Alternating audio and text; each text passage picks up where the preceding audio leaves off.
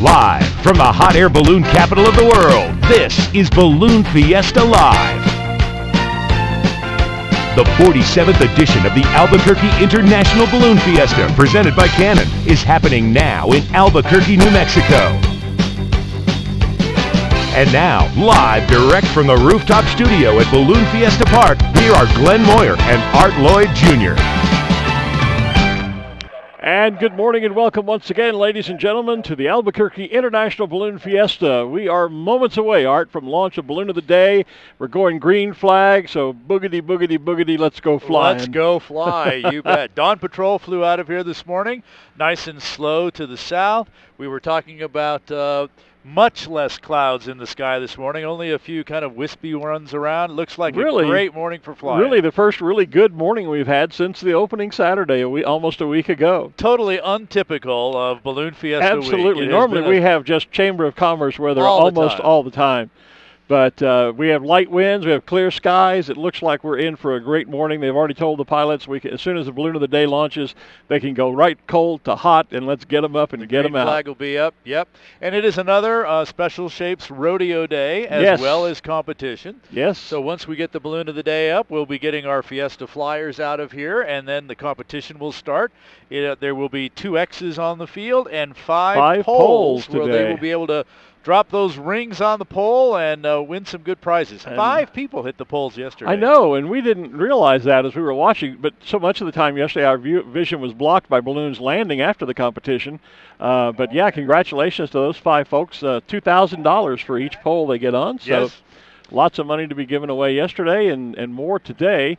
Rainbow Riders already has their fleet of balloons cold inflating now as we await the launch of the Balloon of the Day.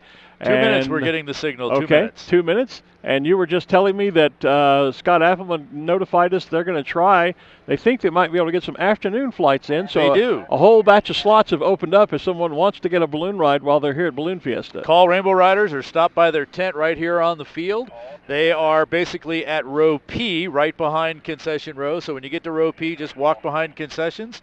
I'm sure those 100 slots that they have available for afternoon rides today will fill up fast. Quickly.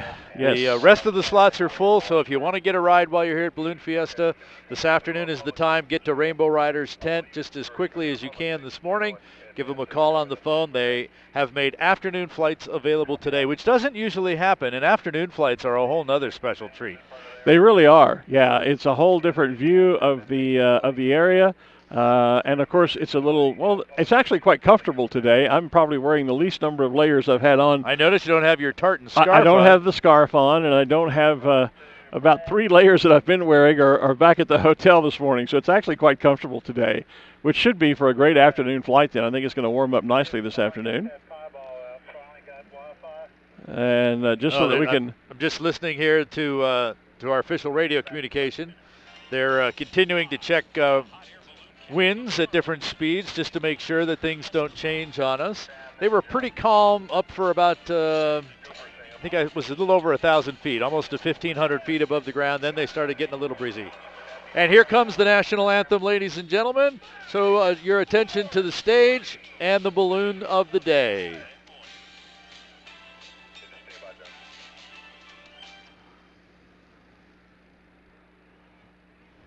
Oh, say, can you see by the dawn's early light what so proudly we hailed at the twilight's last gleaming, whose broad stripes and bright stars through the perilous fight o'er the ramparts we watched were so gallantly streaming,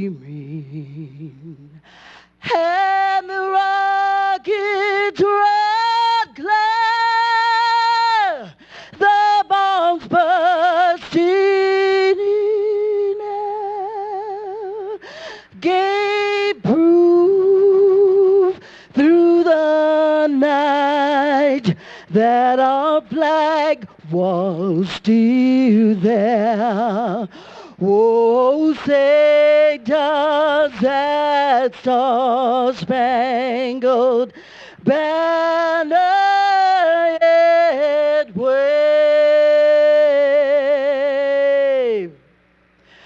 for the land of the free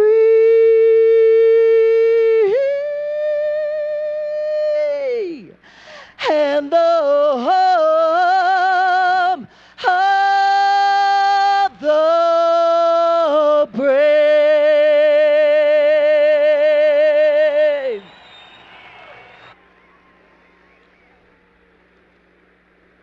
Suzanne Rivera Tipton bringing us the national anthem this morning. Outstanding, and I'm just watching the feed on my iPhone here on the Facebook page, and boy, the comments are already coming in hot and heavy. Lots of people tuning in. Our friend Ina over in the Netherlands, of course. Donna Wiedeker is watching. Hi, Donna. Been fun to see your mom and dad here this week. And there's a hello from Saga, Japan. South Florida. I hope you missed the hurricane. Hope you're fine there. Ken Tooley is watching. Well, imagine that. Who's he? Who is that guy? Hey, Damian Kierson taking the Pinion Coffee Balloon off as the balloon of the day, taking our colors airborne. Hi, Drew. Drew Egerton checking in. There's York, Pennsylvania. And I saw Oklahoma and Texas checking in. Lake Geneva, Wisconsin. John Treone. Hi, John. Longview, Texas. Larry Barnett. Good morning, Larry. Belgium checking in. So international folks are dialing up this morning. So, yep. Lots of folks are logging in and saying good morning. Well, you've picked a great day to do it because we are going to have a great day of flying here, I predict. Our Rainbow Riders balloons already starting to stand up. Many of them just about to put the heat in it. Others are. Lots of folks on the field.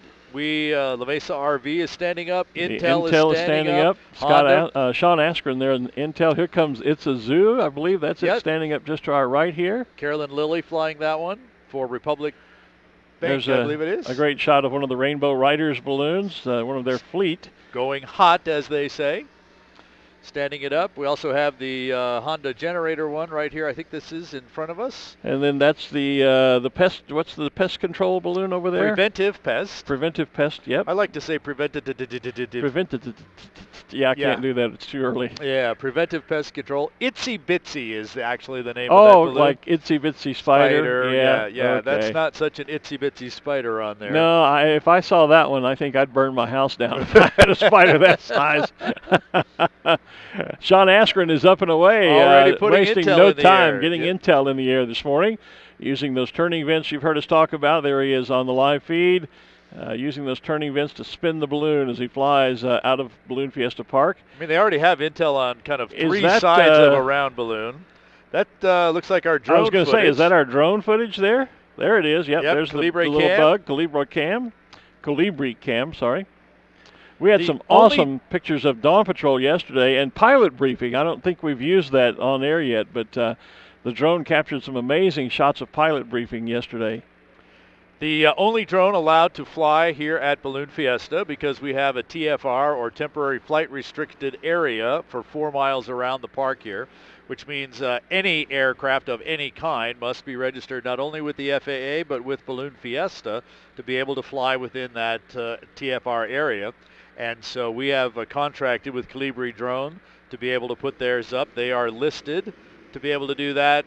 Any other drones that go up will most likely be detected by Aerial Armor, which is a service we have out here that's watching for unauthorized aircraft and drones. They have the ability to spot not only the drone but the operator.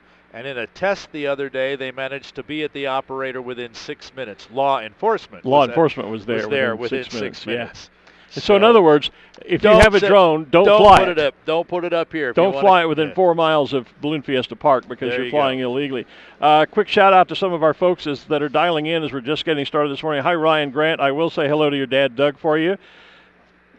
And we had one gentleman here. Let's see, Raphael Rispoli says, I'm a young pilot from Brazil and desire to fly in Albuquerque. Well, Rafael, come on up, buddy. We'd love to have you here. Got lots of folks from Brazil there, so hook up with them. I'm sure they can bring you along. We, of course, here on the rooftop studio, Glen Moyer and Art Lloyd Jr., but down on the field we have Kim Vesley and Ruth Lind, and Ruth Lind has found an interview for us. Ruth? Sure have. I'm here this morning with Margaret Schmitz. I've known Margaret her entire life. Margaret's parents, Marnie Davis Schmitz and John Schmitz, are balloon pilots. John is flying a beautiful Colorado balloon here this week. And John C. Davis IV and Carol Davis, Margaret's grandparents, also balloon pilots. How old were you when you got your first balloon ride, Margaret? 3 months.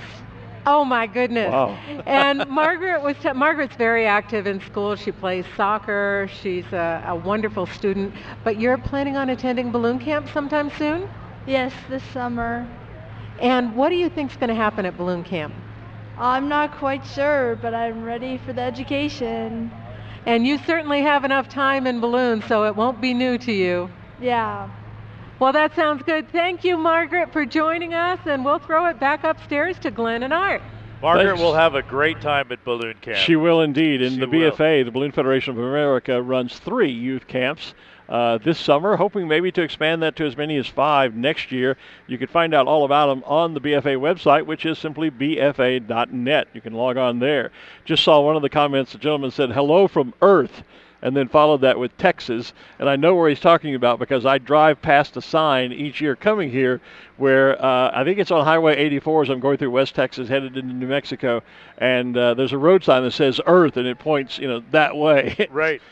Kind of a fun road sign. I did drive through the town of Earth. Have you? About a year ago. I saw the same sign, had to take the little sign and go by the town of Earth. Yeah. And it's about 4 or 5 houses. Is Maybe 6. Well, I've found in, I think it's a little bit south and west of Dallas, there is a Scotland, Texas, and I keep telling myself, and I might do that on this trip home. I might just swing through there just so I can say I went to Scotland, even though it was in Texas. There you go. I'm checking out some of the others. There's one comment said, she's at her house waiting on the balloons to fly overhead over in Rio Rancho. So not coming out to the field this morning. We're going to sit out in the back garden and watch. Well, I'm not sure we're going to fly out to Rio Rancho I this don't know that morning. we are. Yeah, she might need to get up and get out to Balloon Fiesta Or Park if count she on wants our to Balloon see. Fiesta live show here. Yeah, or watch the show, which obviously she was, or she wouldn't have been Wouldn't commenting. have been checking in, yeah. Tina Reeves is watching. Hi, Tina. Haven't spoken to Tina in a while. She was the original director of youth programs for the Balloon Federation of America. Yes. Now spends a lot of time riding Harleys. And a former Marine. Thank you for your service, Tina. There's a great shot from the Calibre drone there of the Rainbow Riders balloons all set up. This field is big enough that we can launch from one end and the middle at the same time. Yeah, so used we to. set all those balloons up, those Rainbow Rider balloons, right at the middle. They kind of start that second half of the field, or the north end of the field, we should say. Used to, we had to do this in waves where we started here on the south end and went from the south all the way to the north and then Right. came back to the south and went all the way to the north and did that 3, sometimes 4 times. Now we're able to actually launch balloons really from the south end, the middle, and the north end. The field is large enough. Depending on which direction we're going. Depending on winds, that we have the ability to do that. Someone from New York City checking in, and my oldest niece, Courtney King, is in New York City. Don't know if she's watching or not, but I thought you were going to say she was watching. I was well, going to say hi, Courtney. I wish that she were, and she may be, but she hasn't checked in on Facebook if she is. But there's Maybe Austin. she's watching on balloonfiesta.com. A lot of Texans checking in. There's Longview again. There's Austin, Texas. I saw Amarillo earlier. There's Houston. There's Houston. Hello from the UK. Hi, Lisa. I get over to the UK every summer and just absolutely love it over there. Colorado, let's see, Palm Springs, California. Got any green chili? No, Stephen, not yet, but we had some green chili stew yesterday morning that was actually quite good. So I had green chili on my eggs this morning. Did you have? Okay, well, I did. I missed that. There's a lot of great food down there this morning and last night as well. Ohio checking in. Georgetown, there's another Texas, Georgetown, Texas. So thank you all for checking in and for saying good morning. It's always good to hear from you. Fort And Myers, Florida, too. yeah, good to see people tuning in from literally all around the world. And that's always a lot of fun. Did you say South Dakota? I did not, but did Deb they says check it's in? been 20 years since she's been here. Deb, it's time to come back. Absolutely. And if you can't come back next year, of course, we're at the 47th Balloon Fiesta, so we're only 3 years away, really, from the 50th Balloon Fiesta in 2021. So now would be a great time to make those plans to be here for the 50th. There's Arkansas and Kansas checking in. Clovis, California. I've flown in Clovis, California back when I lived in Sacramento. There's a check-in from Sweden. Good morning, Anders. Nice to have you on board with us. Yeah. Oregon. Lots wow. of folks joining us this morning. Well, you've picked a great day to join us. Be sure and like the page or follow us or give us good big smiley faces and hearts and stuff like that. We're tabulating all of those. And we've talked about this a couple of times. Last year, across all 14 events, we had about 384,000 people tune in.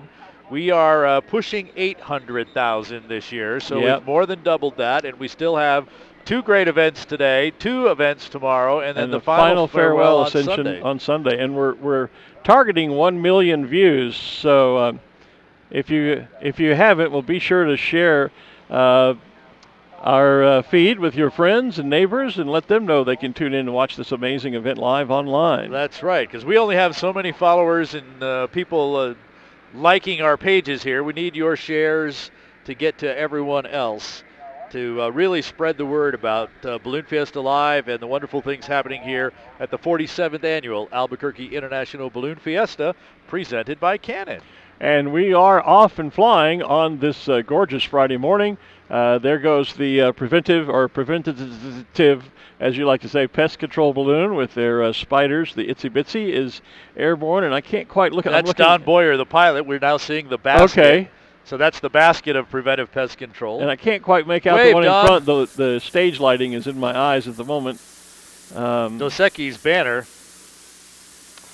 Is that no? That's not Dos Equis. Is that one of the Dos Equis balloons? It's the balloon that is flying the Dos Equis banner. There is a Dos Equis There is balloon. a Dos Equis. Okay, yeah. So that now one there is Earl Buzzard and Buzzard's Roost. And there's that spider we were talking about earlier. Yeah. If I had a spider that size show up, I think probably I would die. Yeah.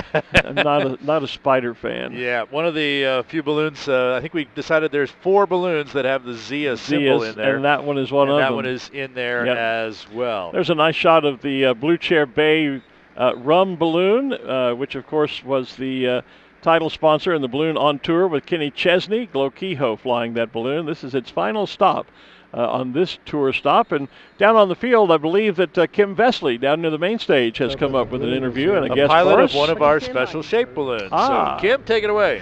Good morning, and we have with us a special shape pilot. I think you know Art, maybe Alan Wynn? Yes, we do. Hi, Alan. Good morning, Alan. Yes, morning, Kim. Thanks for inviting us over. Yeah, and Randy Daniels, who's one of the members of the crew for Smokey. Alan, how long have you been flying Smokey? About 7 years ago, Bill Chappell retired. He's the one that got this fire prevention program started. And so you started about 7 years ago. I was with him 25 years ago, but he went national and I stayed here working my job. So what is it like to lift off of the field with Smokey? Yesterday was just incredible. The crowd was so loud. My wife was up at the Balloon Museum and she called me and said, "Did you just lift off?" And she heard it all the way up there. And you're part of the crew, Randy, right? Yeah, I'm one of the crew chiefs. And one of the crew chiefs. Most balloons only have one. How many? Oh, we have a crew. We like to have 20 to 25 people on our crew. Smokey's a big bear. Yeah, I was going to say, how big is he? Oh, he's about 10 stories tall. I'm not sure what, 145,000 cubic feet. 140, which is a big balloon for those that don't know, and heavy. I can tell you from personal experience. The envelope's 700 pounds, but we're about 2,000 when we take off. Wow, that is a big balloon. Well, we know you have to get away and get Smokey inflated and ready to go, but we have a special couple of anniversaries involving Smokey, right? We sure do. This is Smokey's 25th year. The balloon's 25th year. The balloon's 25, and the actual bear is 75. Yeah, and found in the Capitan Forest down in southern New Mexico, down near Capitan in the Lincoln National Forest. That's right. So we're going to get the crowd to help us, and we're going to sing Happy Birthday to Smokey. Hey, everybody, we're going to sing Happy Birthday to Smokey Bear, okay? It's the 25th birthday of Smokey. So everybody ready? 1, 2, 3. Happy birthday to you. Happy birthday to you. Happy birthday, dear Smokey. Happy birthday to you, and many more. So we're going to let Alan go and get in the air, and so have a wonderful flight today. We sure will. Thank you. Thank you, guys. Thanks, Alan. Thanks, Randy. Thanks, Kim. That 25 was, years for Smokey Bear Balloon, and we'll see him in the air a little bit later once we get our Fiesta flyers up. And you have to remember, it is Smokey Bear. It is not Smokey the Bear. It's not Santa the Claus. It's Smokey Bear, just like it's not Art the Lloyd or Glen the Moyer. Although that would be kind of nice. That would be kind of nice. Yeah, Put that in there. Yeah. Hey, it's fun to check in on Facebook. I get a thrill out of seeing, especially the international folks. One of the quick comments here, Keith Souter says, "Good morning from Norfolk in the UK. Was with you 4 years ago and we'll be back for the 50th." Well, Keith, come on back. We'd love to have you here. And this was the first check-in that I've seen so far from Ireland. Jim O'Rourke says hello from Summerhill, Ireland. Hello, Jim. We've got welcome, Jim. We've got some Irish folks here with us at Balloon Fiesta, as a matter of fact. But, a couple of international folks checking in, people from all over the USA checking in, of course. But I particularly enjoy seeing the various countries from around the world that are watching us. Nice shot on our video of the New Mexico Balloon. Truly Balloon. Yep. True Balloon. Truly, because Bill Lee is the pilot, and right. it's True New Mexico, the New Mexico Tourism Department, and the Day of the Dead, Dias de Muertos, on the side of the balloon there. Big celebration in the Southwest in this time of year. There's the U.S. Bank balloon, Scott McClinton flying the U.S. Bank balloon, yeah. And I see a number of our Rainbow Riders balloons taking off from midfield now. Lots of folks getting their bucket list checked off here. Absolutely. Here's a quick comment from, Deanne Berger in Oklahoma City says, "Thanks for including the drone footage this year. That's been fun." And you're right, it sure has. It's the first time we've ever had a drone operating here at Balloon Fiesta, and we're seeing some awesome shots from it this year, and that's really, really fun. One of the Tom McConnells in the Zia balloon taking off right in front of us on your That, to screen. me, is the original Zia balloon, the yellow one with the red Zia. And then, of course, there's a red one with a yellow Zia. There's the blue one with the red and yellow Zia. And then there's the Itsy Bitsy that has the green Zia. So there are four I thought of a fifth Zias one here. Yeah? There is another red one with a tiny yellow Zia. Well, Junior. Are you talking about what was the original racing balloon that was built for Wayne Bond years ago? I believe that was the one. Yes, yeah, it's you're called right. Junior now. So it's that Junior. one has it too. That's so true. That actually it does. brings it up to 5. I haven't seen that balloon here yet this year, but you're right. That brings it up to 5 balloons that we know of that have Zias on it. There is a look at Barry Ballinger in the Plains Capital Bank balloon. Thank you, sir. And that is the balloon that is in the buff, because as you see it, or we'll see in a few moments, it has a buffalo head on both sides of the balloon, or a bison, whichever you prefer. Or if you like to use the Indian word, of course, Tatanka. Right behind it, there's Humpty Dumpty. Yeah, Humpty standing tall, sitting on his wall. And, soon to be taking a fly. Soon to be taking a flight, yep. And meanwhile, speaking of flying, there goes the Blue Chair Bay rum balloon, again, Glow Kehoe. We still haven't gotten any samples of that, by the way. Just saying. Just not a big deal, but just throwing that out there for what it's worth. Well, and no Kenny Chesney sightings and no either. Kenny Chesney, which reminds me, we're getting close to Music Fiesta coming up. That would be tomorrow. Which would be tomorrow, right. Lots of tickets left for Music Fiesta here on the field. Starting at 1 o'clock, it'll be the local band, the Noms. At 2:30, Michael Ray. And at 4 o'clock, it will be Old Dominion, who's got a new hit out, running at the top of the charts as well. So I'm sure you'll be able to hear that tomorrow here on the field. Music Fiesta. Get your tickets online at balloonfiesta.com. Today is, of course, Special Shapes Rodeo morning, and there is a couple of our shapes. That looks to be, I think that's Buzzy the Bee, the black and yellow one there, and just beside it, Ryan earlier asked me to say hello to his dad. So, Ryan, a shout out to your dad, Doug Gant, because that's his balloon, Hamlet, When Pigs Fly, on the side of the balloon. And as I look beyond our camera shot, there's Barry Ballinger now in the buff balloon, the Plains Capital Bank, with the two buffalo or Tatanka on either side. And as I look way down to where most of the shapes are, down along the northeast area of the field, I can already see Arabelle, the Cleveland dairy cow, coming to life as they're putting some air into that shape. And I saw the penguin, the snowbird penguin, behind. I can see Snowbird out there. Was right behind Buzzy Bee and Hamlet there. Yep. Hey, great rendition of the national anthem this morning. And Kim has managed to grab our anthem performer. Kim Vesley, go ahead. Arabelle up out here, and Arabelle, there was a huge cheer when that balloon went up. I'm here with Susan Rivera Tipton, and she was the singer that did that wonderful performance of the national anthem. Thank you so much. Is this the first time you've done this at Fiesta? I actually did it in 2012, and I did it in 2015. I thought I was done with the anthem. And I was at work one day, and Liz called, and she goes, "This is Liz from the International Balloon." And I'm like, oh, here we go. So I was just so honored that I was able to come out and sing and represent New Mexico, and I just feel really blessed today. And you're from here? I am. I'm from Belen. Yeah. Oh, from Belen. Okay. Am. Oh, great. And I moved to Los Angeles and sang out there for many years, moved back, and I'm pretty active here in Albuquerque. I sing all over town.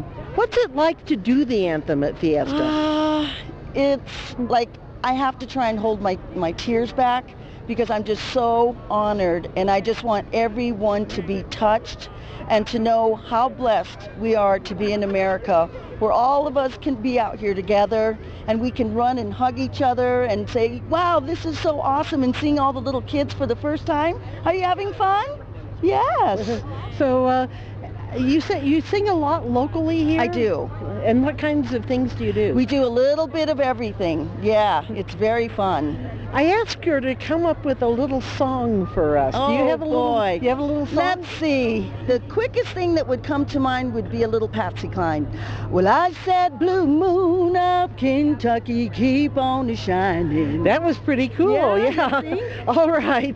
Well, we're having balloons inflating all the way around us. There are a lot of people out here, and we're over in Penguin Land, so we're going to be inflating penguins here in just a couple of minutes. Thank you so much for having me. Well, thank you. Bye, New Mexico. Thank you very much, Kim and Suzanne. Great job on the national anthem this morning. Probably, I think, the best anthem we've had performed so far this week. Well, it also helps that we're kind of like right on time with everything. Everything's working like clockwork this morning. Yeah, it is, which I think is for the first time this year that's happened. So that's always makes things easier. There's Snowbird, by the way, on the big video screen. Yep, standing up nice and tall. The penguin. We have a lot of penguins here. We have I guess now 4 penguins. That might now be the most popular animal. I know we have lots of twos of things. We have 2 pigs. We have at least 2 dogs. We have 3 dogs. Yeah, a couple of cats. Plus balloons that have cats on them. Yeah, but the penguins may be the prevailing animal. Maybe the prevailing animal. We have 3 bees. Well, actually, if you count Buzzy Bee, I guess we actually have 4. And we have 4 penguins. We have Snowbird, then we have Puddles and Splash and Tall Steve. So, and we have Dos Equis. I see now we talked about the balloon carrying the Dos Equis banner earlier, but the Dos Equis balloon, I'm not sure it's in your line of sight, Art. I can barely see it. But it is just back there behind, right peeking at us behind Hamlet and Humpty and Snowbird. Inflated probably back just around the main stage, I would say. Scott Appleman will be flying the actual Dos Equis balloon for us. Talked about how Rainbow Riders actually has about 100 slots available for an afternoon flight. A rather rare afternoon flight this that afternoon. Doesn't usually happen. So if you're in Albuquerque and been looking for a balloon ride, and maybe you've tried to book during one of our mass ascension events and haven't been able to fly, you might want to get online, or if you're at the site on the field with us this morning, check in their booth back on row P and see if maybe you could snag one of those slots to fly. And just right next to the Dos Equis, Johnny Petrin getting ready to set the cannon balloon up as well. I think you're right. I think I see the top of the cannon balloon back there. Great shot on the... right here in front of us.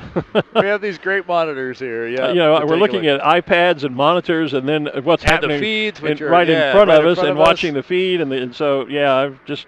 you never know where to be looking at just the right time. There's a head-on shot of Buzzy B while Coca-Cola takes off from the south end of the field.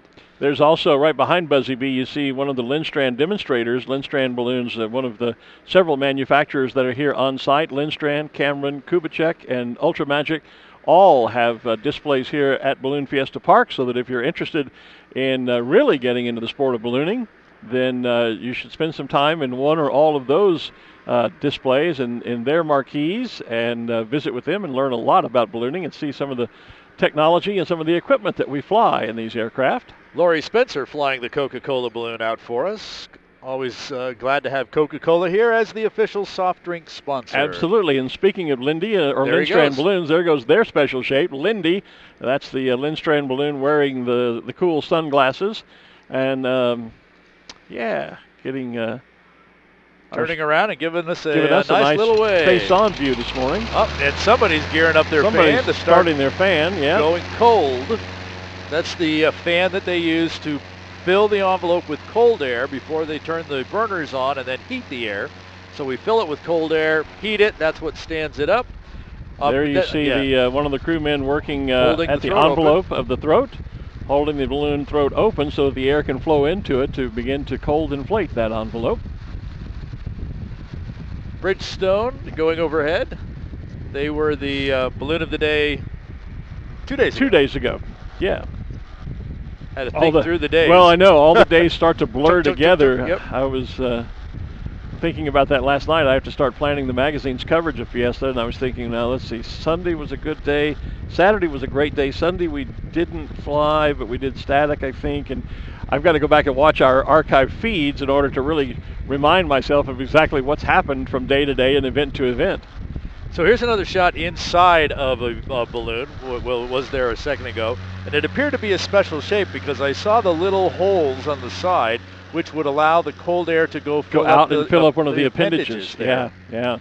So what's interesting, too, is, when you think about it, particularly if we have some shapes that have a rather square shape to them, if you look inside, a lot of times there's an awful lot of rigging inside the balloon. There's all types of bungee rope and things that pull fabric together in different directions to hold it and create the shape. I know I'm thinking about one of my favorites that isn't here this year, I don't believe, but that's the Orient Express locomotive. And, there's just a spider's web of rigging inside. And we had a shapes pirate like ship that. here one The time pirate that was ship. even more, I think, complex inside. The American flag is that way. I was going to say the American flag, which is just a square, but when you think about it, it's pretty hard to make a square out of fabric, and so it has all of that rigging inside to create those shapes.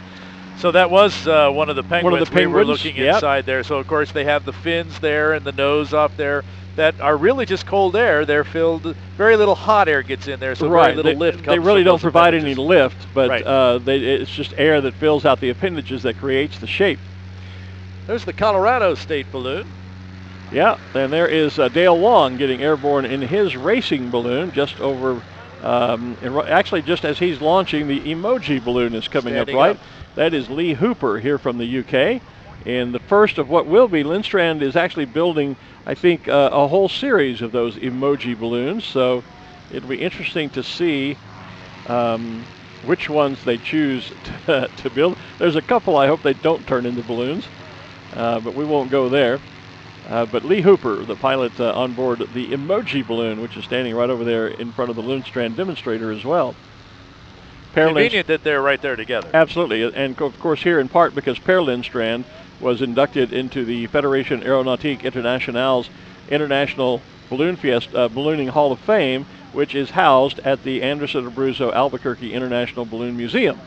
So there you see the pilot inside of, I believe that's still one of the penguins. Yeah, that's Chris Liebachek. Yep, I thought that looked like Chris, yep. From Alaska. Great shot of the top there. We've talked about the top here. That's kind of held in with Velcro tabs right now. There's one of those openings for the appendages. And there's the holes that were going out actually to the feet. The feet, the little flippers that allows the air, the cold air, to just go out and fill that the feet. Chris here from the great state of Alaska, and was instrumental in as a part of our team that helped Andrew Hawley set a Guinness World Record for being the first pilot to fly a balloon in all 50 states. And he did it in a record 43 days and a few hours. That was incredible. I remember that happening.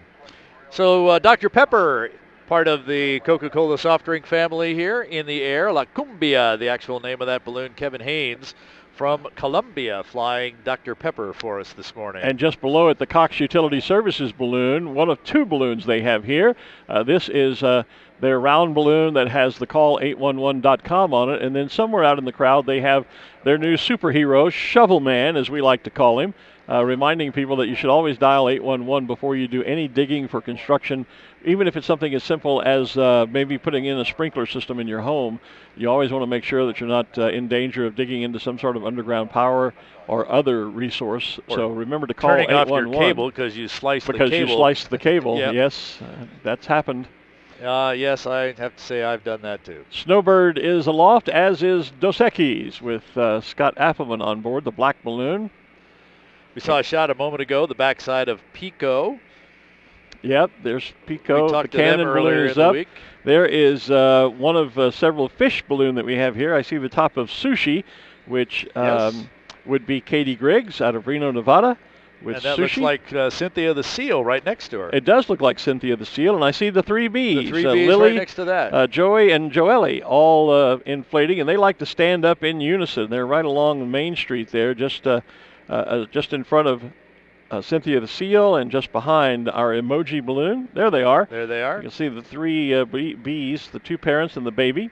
We have a lot of that going on too. So we have the bees, the two bees that had a baby bee, and then we have the two penguins that had a baby penguin. The only difference is in the case of the bees, the baby is smaller than the parents, and in the case of the penguins, the baby's Tall Steve is a bigger. whole lot bigger than mom and dad. Well, you know how those genes go. Well, sometimes they go the other way. Yeah, those silly penguins. They do. So, yes, there's Cynthia right there, still being cold inflated. Yep, the cannon balloon is now standing up right in front of stage. Cannon, of course, our presenting sponsor.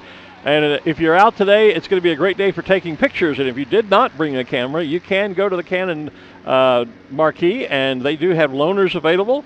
They'll also give you some tips on how to capture some great shots.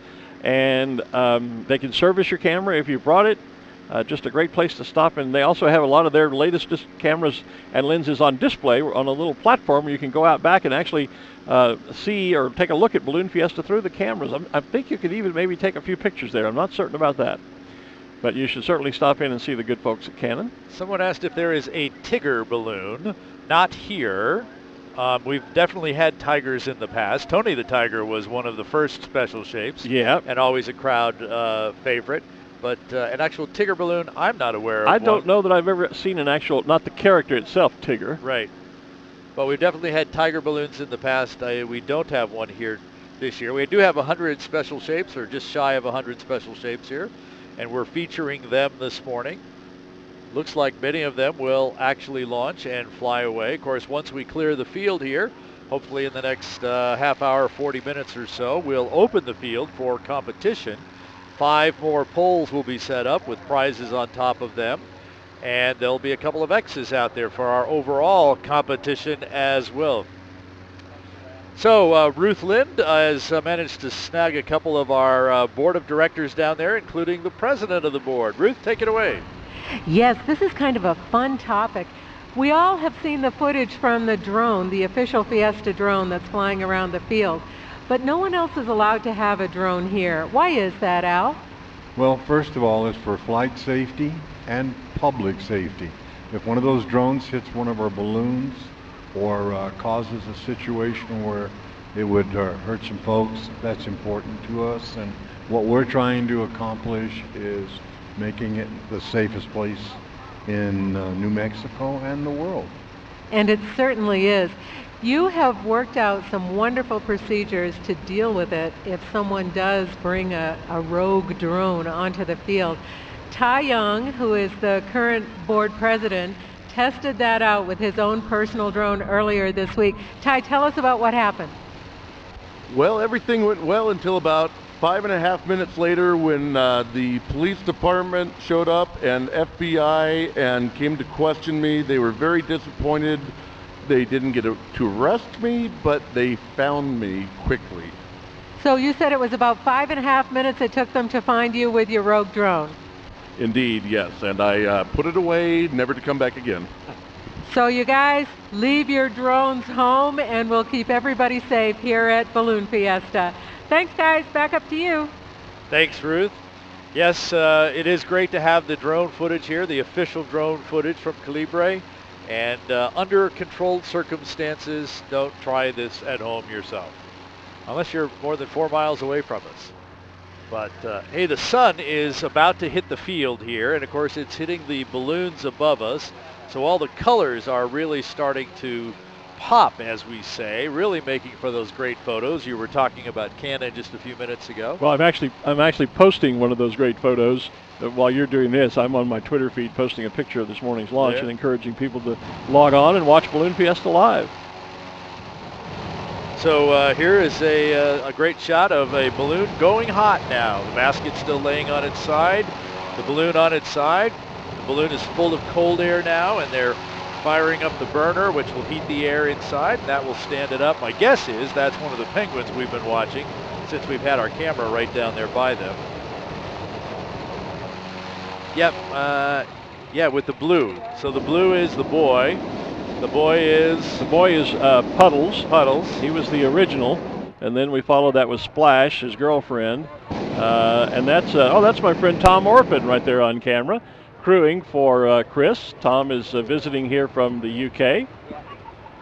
So, and there is... now standing up. Yeah, he's standing up, and right beside it, there's the Hunter boot. I can just make it out, that green, little bit of green you saw on the screen there a moment ago. We'll get a good shot of it later. This is, it is a debut shape. My goodness, there's the top of it. Standing above all the other balloons that we can see just the top of the Hunter balloon.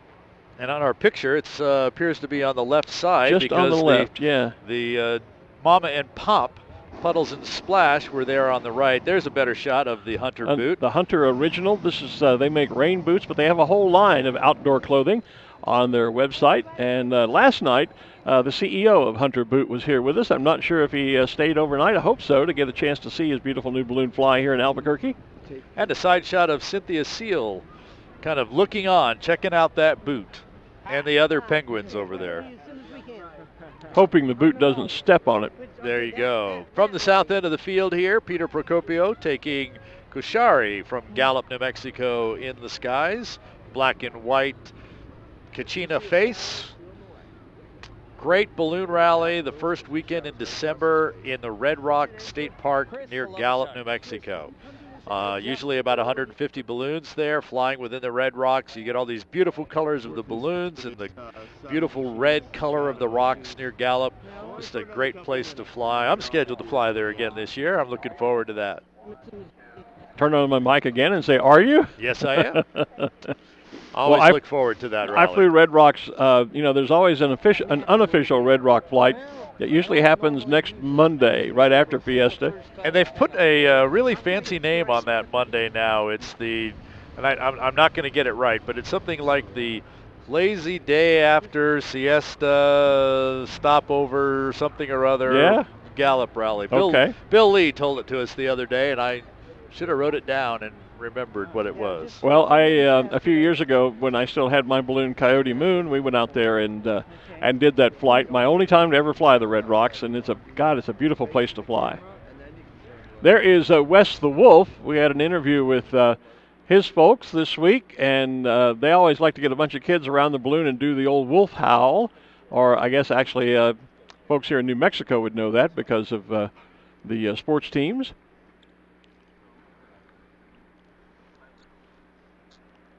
The pilot of Puddles has joined Kim Vesley, and so I guess we're going to have a quick conversation before they take off. So, Kim, go ahead. He is getting ready to take off, so we'll make this quick. It's Chris Halebachek, who is the pilot of Puddles, and so you're from where? I'm from Wasilla, Alaska. Oh, wow, up north in Sarah Palin country. That's correct. She lives up there, yeah. So, and you fly this balloon along with Splash, is that correct? Yes, last year I flew Splash as the first time flying Puddles. Do you guys try to fly out together, or how does this work? If it works, we like to go together. Oh, stand by. This is Chris, go ahead. Yeah, are you ready? I'm ready in the booth. Okay, yeah, we're ready. Okay, they're getting ready to go. Do you want to go first? Okay. We can get you to go first. That'd be good. First? This middle one? Okay, I'm always ready to go. I'm going to be going probably in the next 2-3 minutes. Okay, and yeah, that'll work. A little bit of team. If Splash can go first. This one here? Yeah, is that okay? A little bit of team communication going So on what are there. you thinking? I mean, obviously you're a pretty busy guy right now, so we'll let you go pretty quick. But what are you thinking about now as you get ready to fly out? Well, trying to get a game plan in my head, which way the winds are blowing or which direction we're going to go. I've got the task of taking a cameraman up this morning to get pictures of the boot and try to stay in formation with Splash. So just trying to get that all coordinated and make it work. How many fiestas have you been here for? I think this is probably my 6th fiesta. Wow. Well, we're so glad to have you. I'm going to let you go because you're busy, and we'll shoot you taking off. How's that? All right, we'll Thank see you ya. so much. Have a great flight, Chris. Take care. Thank you. Thank you. Have a good flight, Chris. Thank you, Kim. Chris is a good buddy of mine. We met at actually at the Long Lead event in the UK, where all of these balloons we're talking about are coming from. Andrew Hawley's exclusive ballooning company there, operating these balloons, and Chris and I, the first year of Long Lead 3 years ago, were the only 2 Americans there, and we got to room together and pal around a bit that weekend and have become great friends. And good to see Chris here. Chris took his young son, Andrew, over to Long Lead this past year. A great trip for that young man. The Koala Bear is in the air. This is one of many special shapes here from Long Lead. The Koala Bear is significant of the fact that for the first time, koalas will be coming to England, coming to live at the Safari Park, which is Long Lead, and home to the Sky Safari ballooning event that happens in the middle of September each year. Now, the largest ballooning event in the UK and the second largest ballooning event, second only to Albuquerque, as a matter of fact. Looks like the bees are actually standing up now. We just Here they come, and you can watch them rise up in formation. All three Lily, of Joey, and Joelle. Hearing that radio communication back and forth between Puddles and Splash, you know that they're either doing that on radio or screaming at each other over there to time that so that they all stand up together. Yeah, that was all on radio, and so the whole team is in communication. And as you heard Chris say, he's carrying a photographer because this is the debut, first time for the Hunter boot ever. It's a brand new balloon, first time for it to be flying in Albuquerque, so they're obviously doing some photo missions. And so Chris will be probably trying to fly fairly close to it and carrying a photographer on board this morning. Well, you don't want to get too close because that boot's so big. The boot is so big, all you'll get is, the insole or the toe. Hey, I was just told that our Team Fast Track skydivers, which have been doing evening jumps in here, are going to do a special 10 o'clock this morning jump for us. Oh, cool. So we're going to get to see them in the morning as opposed to just bringing the flag in. What a fabulous fireworks show they did in the sky last night. That pyrotechnic jump last night was simply awesome, and the views that we had from their helmet cam on the live feed was in the plane and jumping out and then seeing right up close with it. I mean, it's like you're doing the jump yourself without leaving the comfort of your easy chair. It was just spectacular. Or having to strap on. Or having to strap on and jump, or jump out of a perfectly good airplane, which I still have a problem with. But that was an awesome show. There's the Hunter boot in the air, and I think that probably is Splash lifting off just below. Also see the Earth or the globe balloon there that is just to the left of the boot. Bucky Beaver is in the sky as we look around at some of our special shapes this morning. There's a nice look at Smokey Bear. We can see it clearly from our vantage point here on the rooftop studio. And the Force is with us this morning as Darth Vader is getting airborne now, and I'm sure we'll see Yoda following closely behind. So a report to the pilots just a moment ago that the winds continue to remain light, and with the cooler temperatures, that should keep the winds light. So we are still a go for getting all of these balloons off the field and then opening it up for competition. Competition will be open until 10 o'clock, which of course is when we said Team Fast Track will be jumping this morning. What is that that's just beside Darth Vader down there? That's a new shape. The blue top? No, the orangey balloon. The right by Darth Vader. Darth is passing just in front of him now. Oh, in the air? Yeah, in the air. That's not the robot, is it? No, the robot is square. That runs square. round. I'm scrolling through our spotter app here to see if I see something that looks like it. That's the saxophone. No, it's not the sax. Well, We'll have to turn it around and see. I don't remember seeing that. Yeah, I haven't either. That's why I'm kind of curious just what that is. Somebody surprised us with something new here, which doesn't surprise me. We're only supposed to know what's going on. Well, we're supposed to have an inkling of it anyway. So I'm going to start at the bottom and scroll. Whoops, scroll up, slow down. See if as that's turning. Can you make it out with your binoculars? I think I know what that. Well, kind of. Oh, I think this is it right here. Yes, that's it. That's Jupiter. One of the Marvel. Jupiter men. Jupiter men. Yeah. That would be Fabrico Ribeiro from, my goodness, I'm just going to say Sao Paulo, Brazil. I'm not sure I'll get the city name out. That's what I would tend to do. Oh yeah, okay. So yeah, it's like it's a Jupiter guy, a Jupiter astronaut. It's a man from Jupiter in a space helmet. I got it now. Okay. I think isn't that one of the Marvel characters? You know, probably so. I'm not a huge Marvel fan, but yeah, that works for me. So cool. I just knew it was new, and I'd not seen it before. Yeah. So low winds tend to be taking us to the out to the southeast, but I'm looking up high, and the balloons up about 1,000 feet or so are just basically kind of at least barely slowed down, if not stopped up there. And I'm almost waiting to see if some little box doesn't develop up high there. Yeah, one of our viewers, Greg Levatis, who writes for me in Ballooning Magazine quite frequently, commented and said, that's Jupiter man flying a Japanese flag, so that's kind of cool. I guess maybe that's maybe a character from, well, you said Marvel, but flying a Japanese flag makes me think of all those great B-grade Japanese sci-fi movies, where the audio track never is synced up with the video. Sure. Right over the top of our rooftop studio, not on our video, there is Phobic, Robert Fear from Rio Rancho, giving us a big wave as he flies over. Ina Vanderkratz from the Netherlands says, Jupiter man looks like a transformer. That's actually kind of interesting, too. Speaking of fast tracks, they are up here on the rooftop studio with us this morning, getting the equipment set up so that we'll get that fabulous live feed again from the helmets. Great show last night, guys. Yeah, that pyrotechnics was just something else. Had you guys in the plane before you jumped, then all the way down, and it was like we couldn't decide what shot to take, the shot from the air or the shot from the ground up to you guys. So we almost needed to do a split screen to do that. You guys are jumping at 10 again this morning, is that? All right. Yeah, that pyrotechnic jump last night was just amazing. I mean, the view we had was incredible. I didn't know whether to watch the sky or watch the monitors or what. It was awesome. Too much to watch. So, but it was fabulous. It's great to have. We have all these colleagues, I guess would be a great word for it, that are watching the feed because Britt Lee Smith sent a message and said, that's Jupiter man. I went, oh, yeah, we figured that out. But everybody trying to help us out when we get stumped here, so that's kind of cool. Well, it takes a team to do this. It takes it takes a village or something like that? It takes a village to raise a child, and it takes a great team to put on Balloon Fiesta Live. There you go. There is, speaking of teams, there is the leader of the exclusive ballooning team. That's Andrew Holly flying the tall Steve, the little penguin. I shouldn't say little penguin chick, the great big penguin chick.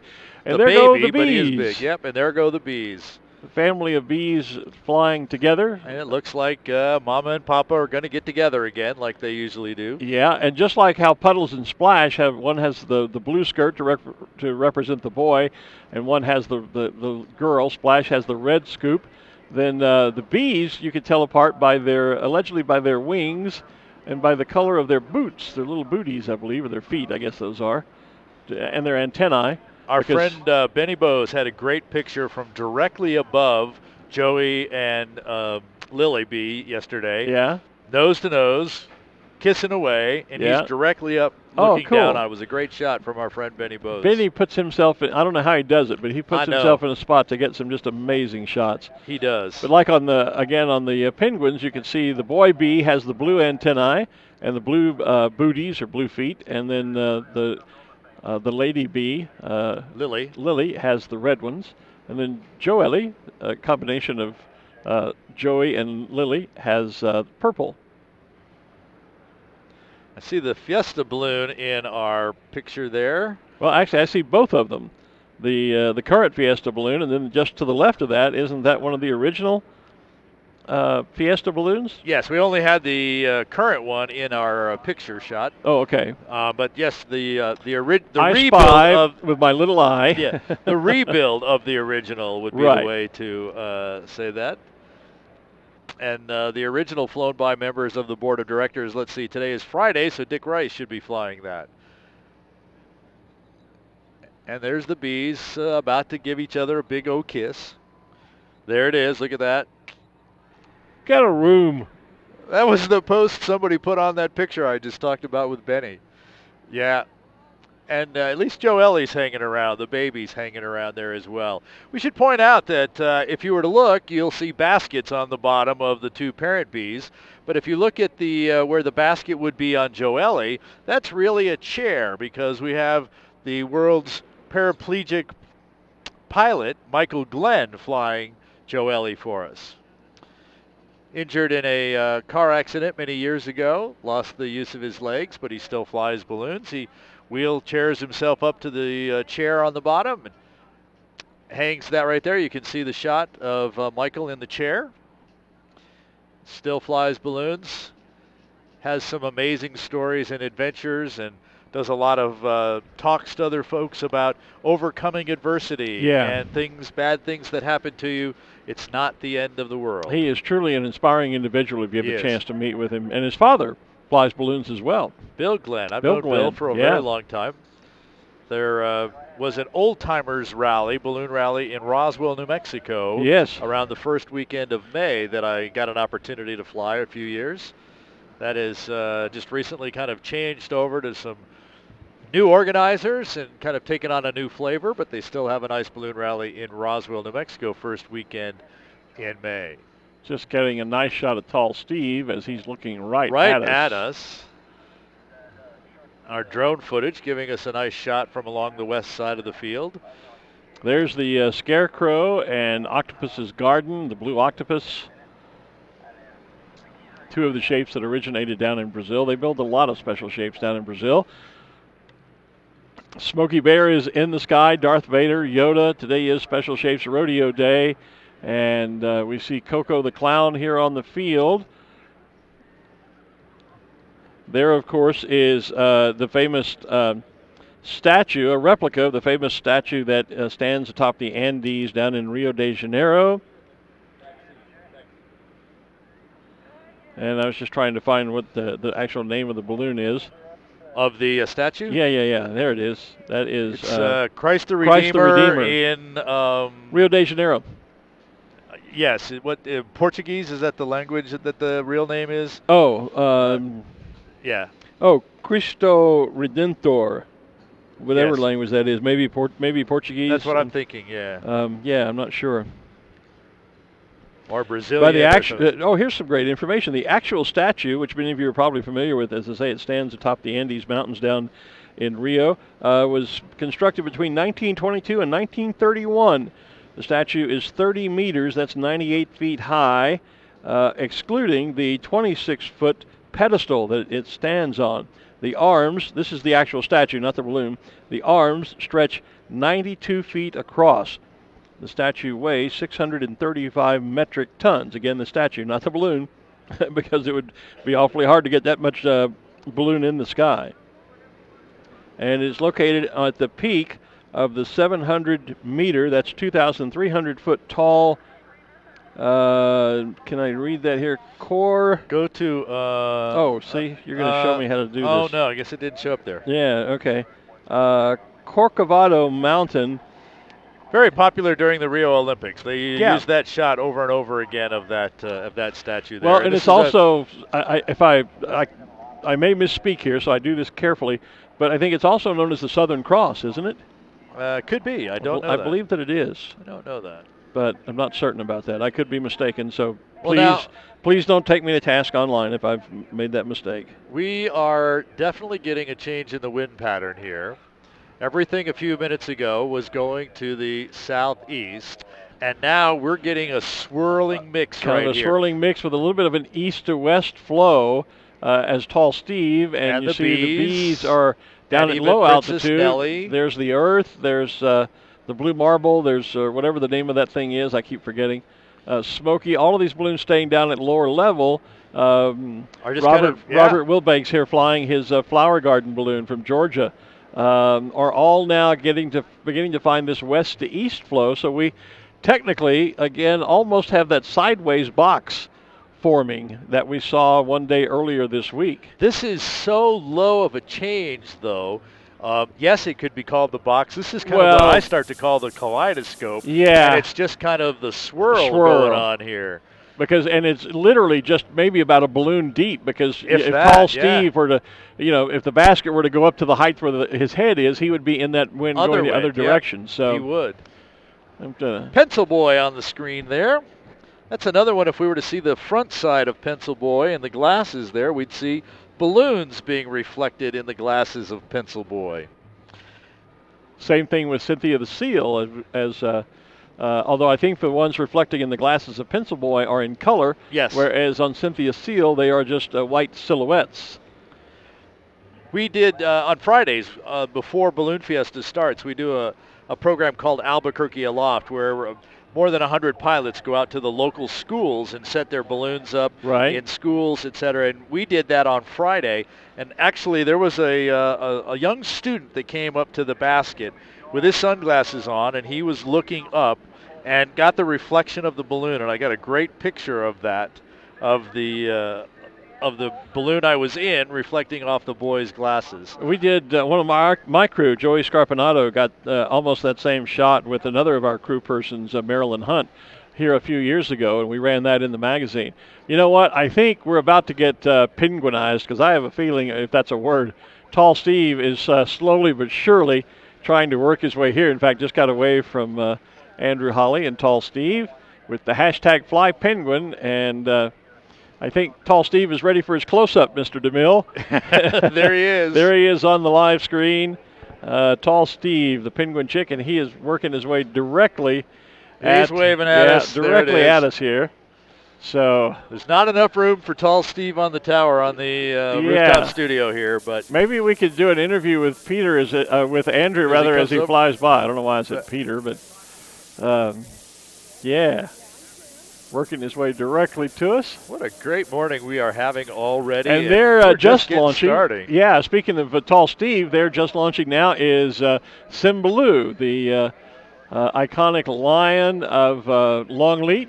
Longleat, of course, the first wildlife safari park established outside of the continent of Africa 53 years ago when they first brought lions to Longleat. And Symbaloo is their signature lion. That's my good friend Richard Penny flying Longleat's Symbaloo. And the little dog is right there next to him. Yep, and also is Bidoo, the little blue puppy dog, the new blue dog. I was going to say, in the picture on the left side there, just kind of underneath our logo there, is the Saxon balloon. Yep, Saxon, or saxophone. And there is a great shot of Symbaloo.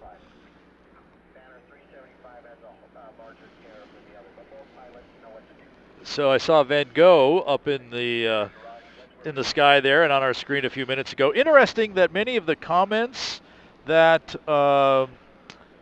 Andrew, come on down, we'll do an interview. Many of the comments about Van Gogh seem to call him Freddy Krueger for some reason. People have picked that up. I think that may be a generation gap there between Freddy Krueger and Mr. Vincent Van Gogh there as well. So, are penguins from New Zealand? No. They're from Antarctica. So, but we do have some people from New Zealand here. Kim Vesley has them down by the stage. Kim? This is really an international place. We're having a great party down here watching the shapes and that. And I found, your name is? Kennedy. And you are from? New Zealand. Where in New Zealand? Glen on the South Island. Wow, I'm so jealous. And can you introduce yourselves? My name is Sarah. And you're from? Spokane, Washington. My name's Addison, and I'm from New Zealand as well. I'm his sister, Kennedy's sister. So what do you think of the Balloon Fiesta? It's amazing. There's so many different balloons, like all shapes and colors. Yeah, it's amazing. Do you have a favorite? The upside down Humpty Dumpty. Yeah, probably mine's the same as upstairs. I like Darth Vader. You can almost hear the John Williams music in your head. Yeah. So is this your first time here? No, I was here a few years ago, but I was really little, so I don't remember much. What's your favorite thing about Fiesta? Probably just seeing all the different types of balloons and seeing how they like fly them. So what have you learned? Have you learned anything that you didn't know? I learned that like they have to, instead of going straight with the flame of heating the balloon up, they have to blow it up with a fan first before they like actually lift off. So how about you? What's your favorite thing about Fiesta so far?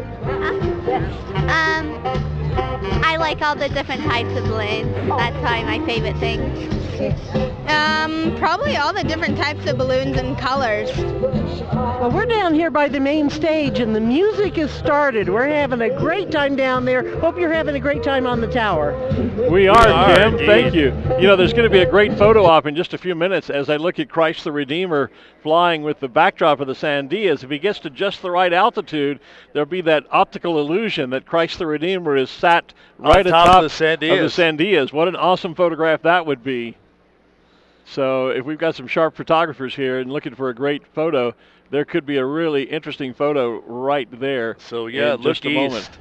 Look east towards the mountain. Go east, young man, go east. So looking out straight on the field from here, I see that the west side of the field is starting to clear off of balloons, meaning the east side of the field is where our static balloons, our static special shapes will end up. Because on the west side, in fact, I already see that the poles are being set up out there. Competition was originally set to start at 8. We're going to be a little bit behind that because we haven't flagged the area off there. If you are out on the west side of the field, if you're here on the field and out on the west side, if you could move towards the balloons, we'd like to get that area flagged off and get the competition started here as well. Our special shapes that are on the east side of the field will probably remain standing for you to water in amongst there. And so if you will move in towards those balloons, that would be great. We're going to have 5 poles up there as well as 2 X's. Drop your markers on the X's, and throw a ring over the top of the pole. That's what our competition today will be. In fact, I brought a ring. I need to get it out of the green room over here so we can show folks what that looks like. Yeah, because it's not very big. The directly overhead, almost of the rooftop studio, you see Symbaloo. Again, Richard Penny flying that balloon, but just above it, a brand new type of balloon that's here at Balloon Fiesta for the first time. It is an entry in what the FAA considers the ultralight sport aircraft category. That's the Fly-Do, the little white balloon with the vertical rainbow bands on it. And what's interesting about the balloon, many things interesting about it, but the most interesting is that a lot of people always ask me when I got a balloon, well, why don't you put an engine and a propeller on it so you could move it, whichever direction you wanted to go? Well, these folks have done that. They actually have a small ultralight engine on a collapsible frame that once the balloon is airborne, you can pull up and lock in position, and there is a small motor with a propeller attached. You can crank that thing up, and it's even gimbaled so you can steer it slightly to the left or right. I've seen it take a little spin or so here watching up at it. He's just kind of, I don't know if he's just using it. I mean, there's enough breeze to move along with it. Yeah. But every so often that blade just kind of spins up to give him that extra little push in the direction he might want to go. The blade is stopped at the moment. Yeah, the blade is in position. It's not running at the moment. And actually, I'm going to probably chat with them after flying today. We're doing a feature on them in Ballooning Magazine because it is a new, a literally completely new style of light sport aircraft in the world of hot air balloons. And obviously you could fly it just like a regular balloon, not on our camera, but look right here. Oh, my goodness. We are definitely getting bombarded here this morning. We are, yeah. See if I can. And we had a little while ago. I noticed just after you were talking about, we had a great shot of Pencil Boy, and you could see he's going to drop in the parking lot right behind us. Well, here, as long as he doesn't land in the rooftop studio, that's okay. He almost made it. On the feed, you're looking at a great shot of Pegleg Pete, the pirate parrot, of my good friends Dave and Kathy Reinecke being cold inflated, and just on the other side of him, you can't see it now because of the camera angle, But Dr. Steve Comodina has his balloon, Great Expectations. The stork balloon is also cold inflating. And there is Bidu, the little small new blue balloon brought to us from Brazil. The robot is also down there, and there goes Neptuno, one of the other fish balloons that we have flying here. What a great morning here. There's Great Expectations just a moment ago, inflating, and there's Neptuno. Yep. So once again, if you are in the grassy area of the field, if you will move in towards the balloons or to the north or south end. Pretty crowded over there along Main Street and with those balloons, so feel free to move to the north or south end as well so that we can get the competition area opened up for our competitive flyers to come in. We have most of the balloons that are going to go in the air, up in the air probably, although I see Bill the Vampire on the far end getting airborne. And so the idea is that a number of our other balloons, in fact, looks like they're already up out there. Yes, if we look out to the west, we see I see them our now. competitors are already in the air. They're chomping on the bit to get in here. There goes the upside down Humpty Dumpty right directly overhead. Yep. And so our competitors are in the air. We need to get the field cleared. Move towards the balloons, towards the now north or south end, please, so that we can get our competition and target area open for our competitors. If you're not part of a balloon team, you need to be moving off the center of the launch field. Again, back over toward Main Street, as Art said, where a lot of these balloons will stay on static display, so you'll be able to see some of the special shapes up close. Or you can come down to the south end in front of Corporate Row where our rooftop studio is and get the view from here. But we do need to get spectators cleared off the field as rapidly as we can so that we can open the field up for this morning's competition. We couldn't do Balloon Fiesta without our sponsors, and one of our big sponsors that we are glad to have with us is Coca-Cola. And Ruth Lind has an interview with the folks from Coke. You took the words right out of my mouth, Glenn. I'm here with Cleve Kidder. Coca-Cola has been a major sponsor of Balloon Fiesta for a number of years. What does that mean to your brand to be out here at the most photographed event in the world?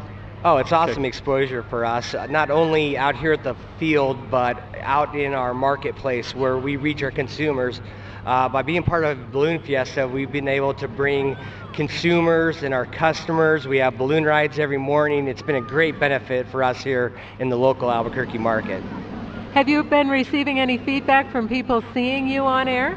Oh, absolutely. Every day we tons of feedback. We get a lot of feedback from people coming by our corporate tent. We found out real quick that a Coca-Cola balloon pin is pretty valuable out here, so it's been very great. That's terrific. Thank you so much for your sponsorship and for your support of Albuquerque International Balloon Fiesta. Thank you.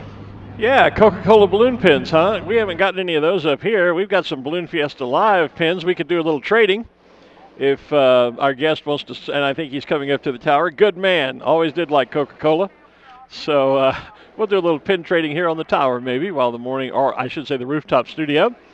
So again, if you're not part of a balloon team, ladies and gentlemen, we do need you to move off the field and do so expeditiously so that we can get things opened for our competitors who are already in the air and beginning to make their way here.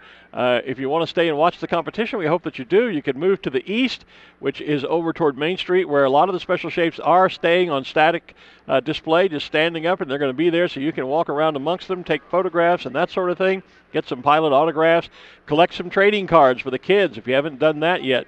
Or, if you'd like, you can move down here to the south end of the field from our vantage point where the rooftop studio is in front of Corporate Row. But in either case, you do need to move off the center of the field so that we can get these targets laid out and get the competition area flagged off. And Art, you have an example, I think, of what we're going to be doing in competition this morning. We have 5 poles out there, and the pilots are going to be tasked with dropping a ring over the pole. And we describe it sometimes as a small hula hoop, but it's really a mini-me hula It hoop. really is. If you want to come to the camera here, I actually have one for you. So this is about 12 inches in diameter Yeah. here. This is the size of the ring. Barely fits over your head. But they're going to put this on top of the PVC pipes that are up there. When they Right. do that, they win the prize. Right. You'll see them throw them like this, which is going to take a whole lot of accuracy. Yes. The guys that really do it right fly right up and just drop this it right on So top. this Yeah. is the size of the ring. There is a little tag on it that has their banner number, their name, etc. So this is what gets you the big prizes. You think we could sneak this out there with our number on it and get it over a pole? Well, we probably could, but we'd have to somehow get 25 feet in the air. Oh, well, that could Of course, be hard. you know, if they'd move a Well, pole down here, we could do We could it. toss it from here on the rooftop. Well, here, studio. let's do this. Yeah, there you go. Score! And then, of course, Absolutely. the other part of the other target, the task this is a special competition. Anybody, yeah, Anybody can win all the that pilots have this, and then they can all the competitive pilots have it. And those poles are individual prizes. They're Exactly. They don't count toward the overall competition, but we have that going on this morning as well. Right. So beanbag markers, they can drop those on the X's that are out there this morning. We had a boat target earlier, the Sid Cutter Memorial earlier this week. Yesterday, you called the minimum double drop. Right. You have to drop 2 baggies, and it's the minimum distance between them within certain scoring areas. So I think this morning it's just a pretty much standard fly Standard in X, task. fly Just- in and get the X. Just throw your marker and get it as close to the center of either of the X's as you want. It's a multiple judge declared goal. You can take either target. I was going to say, I think I might even have a... Blue Dog and or Bidu, the Blue Dog, and Neptuno are getting rather friendly up there. Yeah, I noticed that. I'm thinking that Blue Dog is thinking some sushi might be good for breakfast this morning. Oh, yes. Goodness. The different things that happen when you put shapes in the air. Yeah. It's always a lot of fun. The sky above us has actually cleared out nicely of balloons. Well, and I just looked to the east, and unless we really turn around and look over our shoulder, there's not many balloons in the air in our vision from the launch off the field. We have the static balloons along the east side now, but looking toward the Sandias, there are no balloons over there anymore.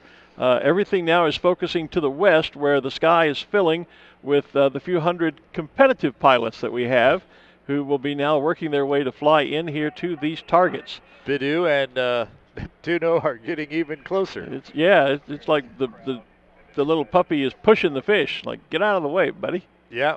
Well, it's just a slightly bigger balloon. Slightly, Not Not much. They're almost, Bidu is a little bit taller. And a little more bulk at the bottom. Yeah, So a little more catch that direction. Kind of push the fish. And unfortunately, they're turned around backwards to us, so that would be a great photo op with the face of those two balloons, Neptuno and Bidu, side by I bet our side. drone folks could get a really nice shot of that. Well, they probably can. You see them there on the they're live separating feed. now. Well, just slightly. Yeah. Yeah, it looks like Neptuno's climbing a little bit, gaining a little altitude and getting a little separation. There is, where is this shot coming from? Because I can't see that. That must be around behind us where looks like some of the shapes have landed. There's Christ the Redeemer. And that is the Saxon balloon there in the lower right corner, I think, part of it. That shot might be coming from our media tower off in the southeast corner of the field. Yeah, on the other side of the building that we're on top of, because we can't see that here. Oh, there's the new, is it Bila? Is that the right name? Doug's going to kill me because I should know. We talked about it earlier this week. The little baby polar bear balloon. Let's get it right. Doug Grimes brought to us. The fun story about that balloon is it's one of the ones that's standing up static. I see it down there now on the field.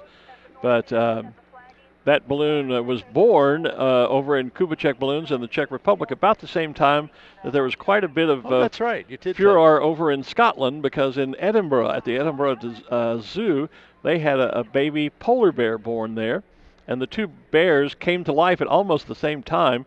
And Doug was telling me they actually had a discussion with the Edinburgh Zoo about possibly creating a sponsorship for the balloon and the little baby, the real life baby polar bear. Those discussions did not bear fruit, but nonetheless. But that's a really cute little balloon, the little baby polar bear balloon, which is brand new here at Fiesta, one of the new shapes we have this year. So it is Bila, or Bila, B-I-L-A. I think it's Bila. I remember, I talked to Doug about it, and I think he called it Bila, but it could be Bila. Bila, you say Bila, I say Bila, whichever. Yeah, now. I'm sure that when he sees me, he'll set me straight. So one of the first competitor balloons is high over the north end of the field. This would be Dave Eichorn. Dave had a really decent pass the other day and then managed to touch the ground inside the scoring area, which of course is penalty points, and managed to get enough penalty points that his score kind of went in the negative. Oh. Should point that out maybe, but that's not flying good. the Visit Albuquerque banner. That's the yellow one with the orange and white stair steps going up the side. Notice our little fish right over the top has turned around, giving us a nice view. We complained about the back view before, and so. Yeah, I saw Neptuno had turned around. I was taking a shot of all of the special shapes that are now lined up on the east side of the field there. Yeah. From Peg Leg Pete to the saxophone, there goes the awl in the background. Van Gogh right above that. I see the foot hanging out the right-hand side there of Great Expectations, or actually the first version of that was called Great Expectations. The second version, because when fabric wears out, they build another balloon. Right. The second version, which this one is, they now just call the Stork.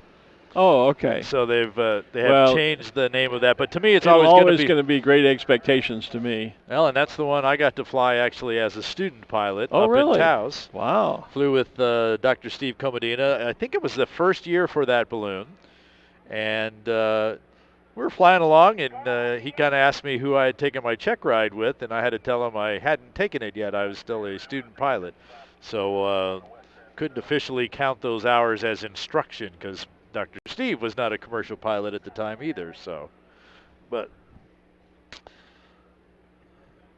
And there's Uncle Sam standing up, as well as Chicky Boom. Chicky Boom, really one of the first special shapes to fly here at Balloon Fiesta. And there's a whole story behind that fleet as well. Yeah. Jacques Sokup and Kirk Thomas thought balloonists were taking themselves a little too seriously, so they decided to make Chicky Boom. And then Chicky Boom needed a boyfriend, so Uncle Sam came along. Then they needed a pet, so Chesty, the Marine Bulldog, which is not here, has come along. And then they had their Halloween party, and Balloon Hilda was the next shape they built.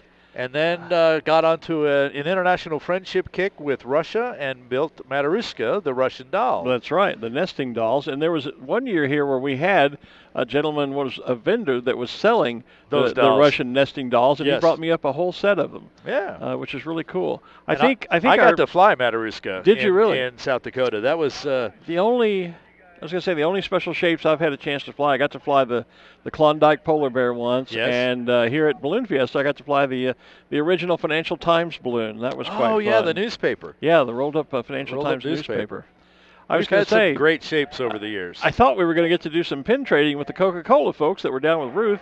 They started up this way, but must have gotten lost because they haven't made it to the studio yet. Oh, we need to get them up here. Well, I was willing to trade a Balloon Fiesta Live pin for a Coca-Cola pin, but I understand the Balloon Fiesta Live pins that were for sale online may have sold out, so you'll have to get them from somebody on the team or from the merchandise tents here on the field. So there are still some available out here. That's the one to get, of course, not only because it's a fabulous show, if I do say so myself, but it's a first-year pin, and the first-year ones always tend to. At least gain in sentimental value, if not in collector value. So be sure and pick yourself up a Balloon Fiesta Live pin. We'll be the plan is to continue to use that logo in years to come, but of course the dates will change on the pin. Thanks to Diane Carlson and Plano Pins for helping us with the design of that. Not only we're using it for the pins, but for the show logo as well. On our Facebook page, quick comment I see here of someone asking the question, are special shapes only on the last weekend? Well, yes and no. The shapes, the 2 days that are dedicated to special shape is Thursday and Friday, the last Thursday and Friday of the event. That's when we feature them. Those are our special shapes, Rodeo in the morning and Glowdeos in the evenings. But many of the shapes come and fly the entire 9 days of Fiesta, and they're welcome to do so. But Thursday and Friday of the week are the 2 days that we really, really feature the special shapes. So a little further information for the folks that were asking there. So I'm watching Dave Eichorn come in over the field. Remember a few moments ago he was very high and out to the north. He kind of went to the east side of the field, dropped down, and he's just kind of very slowly drifting across the field now.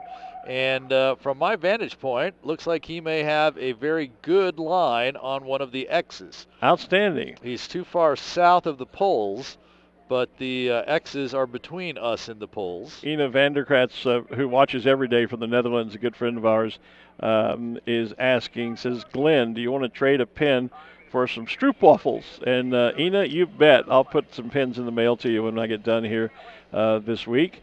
And you can send me some of those awesome stroopwafels, which they're like caramel waffle cookie kind of things, and you put them over your cup of tea. Sounds good to me. And the caramel all just gets hot and gooey, and it's one of the best things in the world. How about you send her the pins and she sends me you the stroopwafels? Yeah, no, that's not going to work.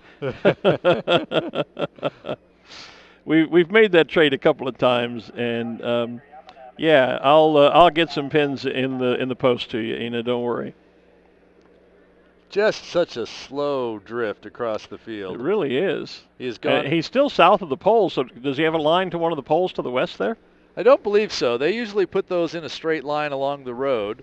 And I think he's gone past the X on the one side. I'm looking to see if he might have a line towards the X on the other side. Let me grab my binoculars and see if I can see anything too. Of course, our officials are kind of in that line of sight for me. Do you see that? I don't see the target on the west side. I know there normally is one. I'm just looking.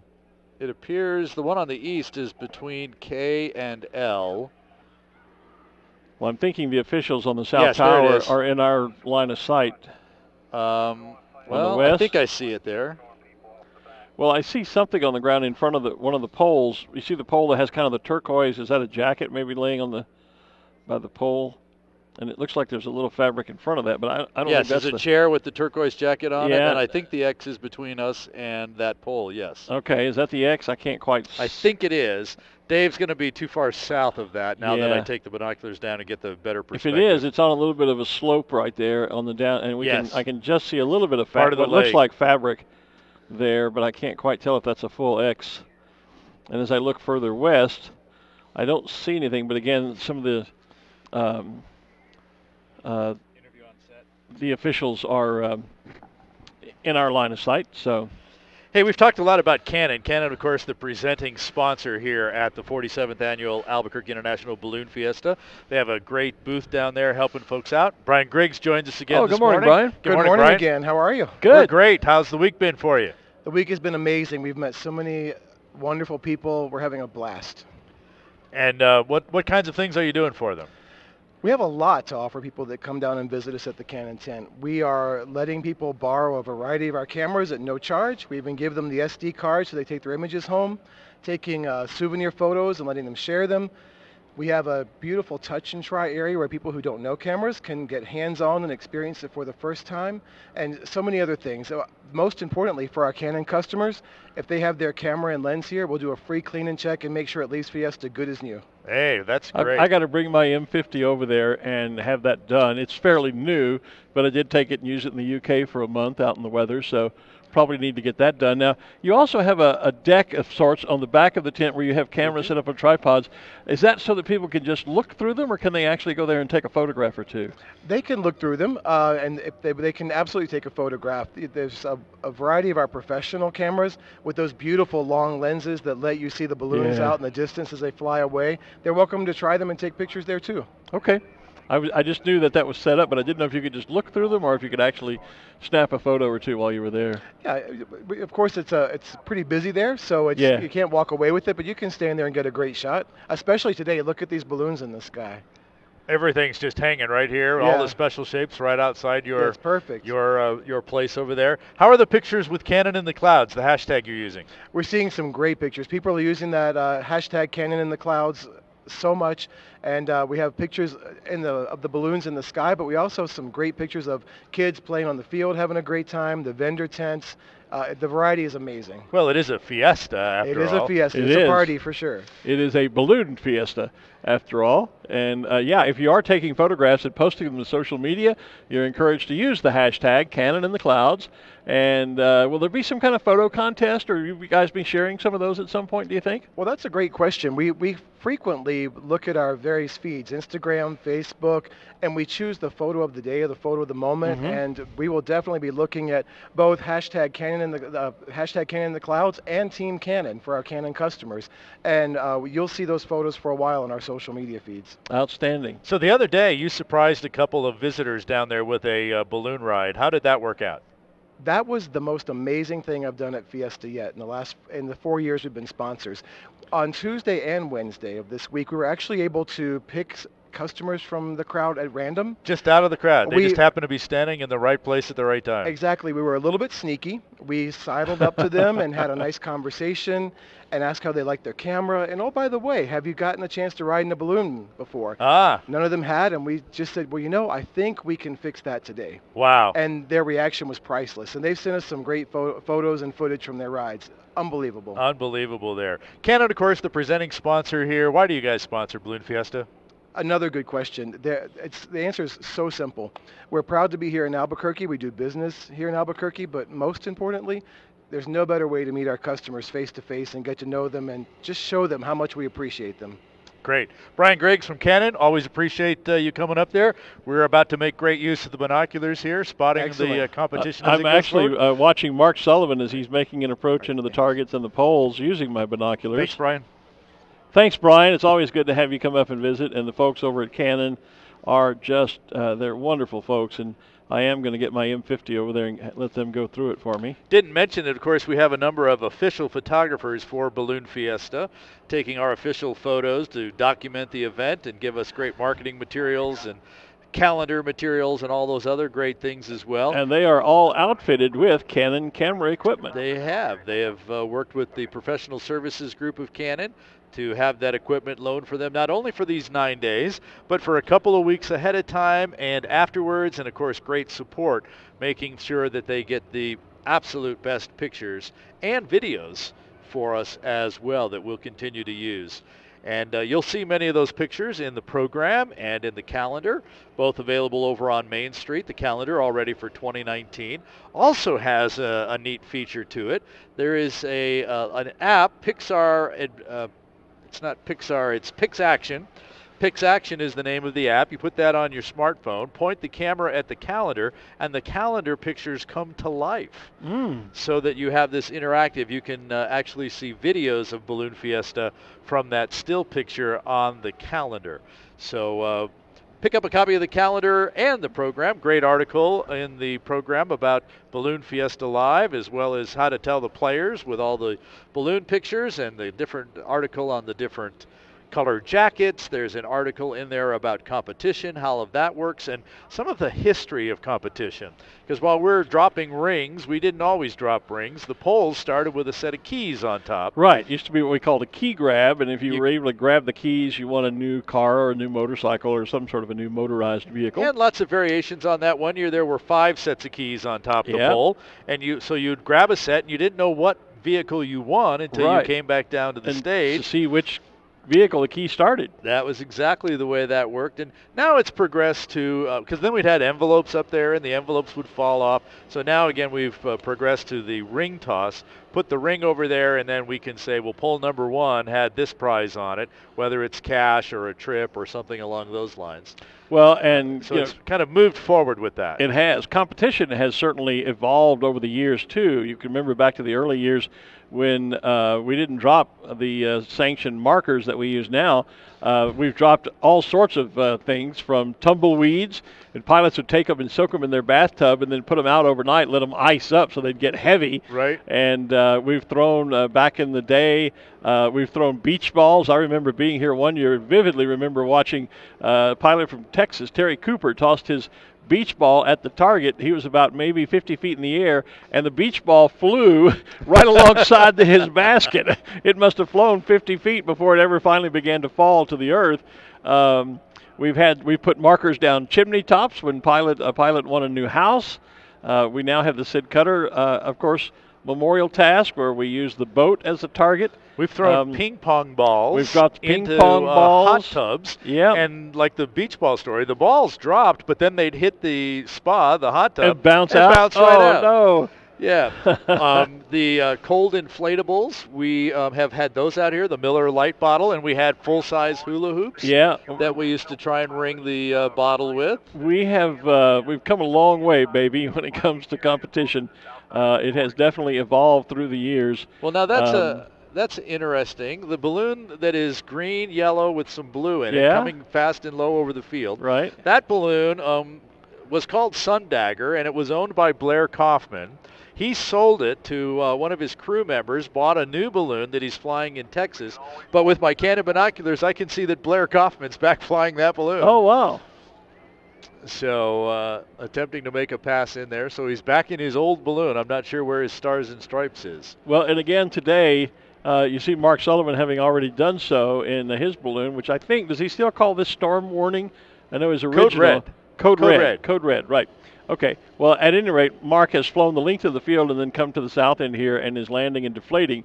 We saw a lot of that happen yesterday, and I think we're probably going to see a lot of it today, which at some point eventually got to the point where it actually blocked our vision of the competition on the field.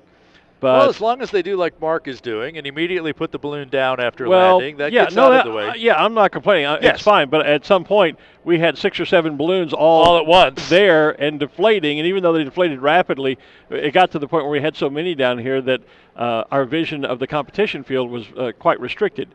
And I'm just saying, it looks like we have that same sort of approach now. You see, it's almost like watching a parade. You see that long line of balloons out there stretching back over to the river that are all kind of in a line coming toward the field. And then just as they get about center of the field at the north end, they all begin to descend to make their run now north to south up the field, or at least coming toward us up the field to score on the target. So I suspect we'll see a lot of balloons once they clear the flagging area, the scoring area, that will choose to land here at the south end of the field. And that's great, actually, because that's very safe and secure for the pilots. And we would rather them land, even though it sometimes blocks our vision, we would rather them land here where they can do so in a controlled circumstance with plenty of launch directors and crew and other folks to help, rather than have to fly on in toward town and then try to find perhaps a more dicey landing site there. So I see a couple of second-generation pilots out there. A moment ago, we saw a little racer balloon with lots of colors and the black and white spiral going up. That was Happy Hour, Chris Cliver. There it is right there. And then we also saw the yellow, blue, orange, red. It is identical to another balloon out here. This one is Barely Awake. That is David Bear flying that one. I can tell that again because of our great binoculars being able to look out there. There is an identical balloon to that his father flies, Ray Bear, and I think it was Ray, you said, came over the target yesterday.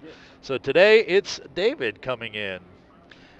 Most of them are, well, so far the first few have all been kind of wide of the poles. They may have been able to drop on the X's that are between the poles and our end. And as Glenn was saying, they're trying to stay high, get north of the field, drop in, and ride the breeze to the south across the field, hopefully lining up on one of those poles and dropping the ring or dropping the X's on the markers. On the X's out there, the markers on the X's. So great crowd out here. Still have our many of our special shapes lined up along the east side of the field. There's David Bear coming in by Mr. Z, the zebra head balloon. 180. So I can't see the 180 is going to be Flyer, John Schmitz. We talked with his daughter earlier on air. You see the basket on the video. That is the red at the bottom with the dark blue at the top. The Denver balloon, actually from Littleton, Colorado, John is.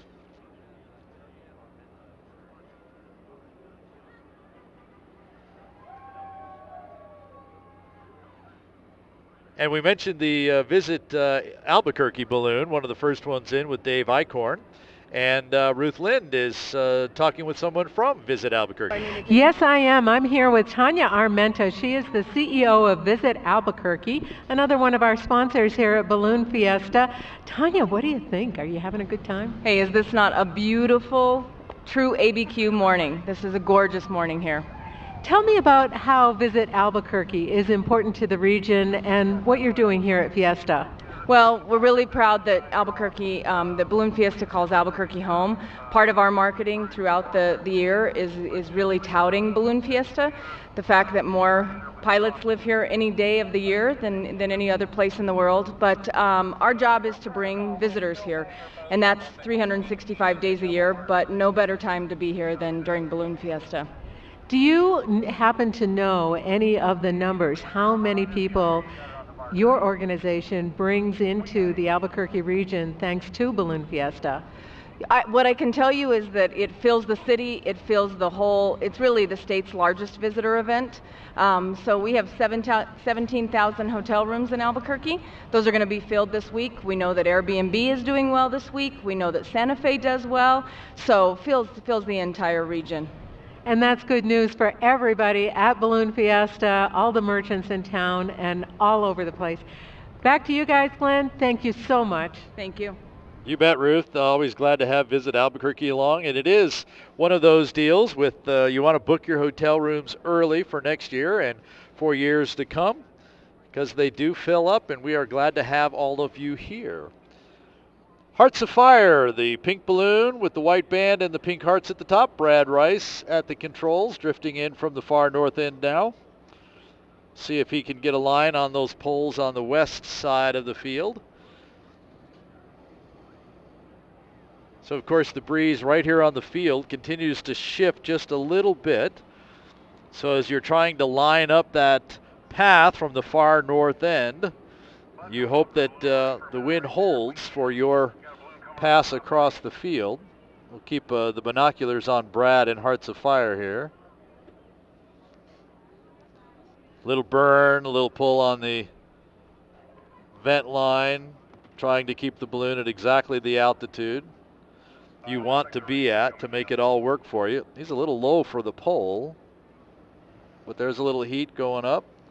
He's going to be west of that pole on the road. He does have his ring in his hand. We showed you those.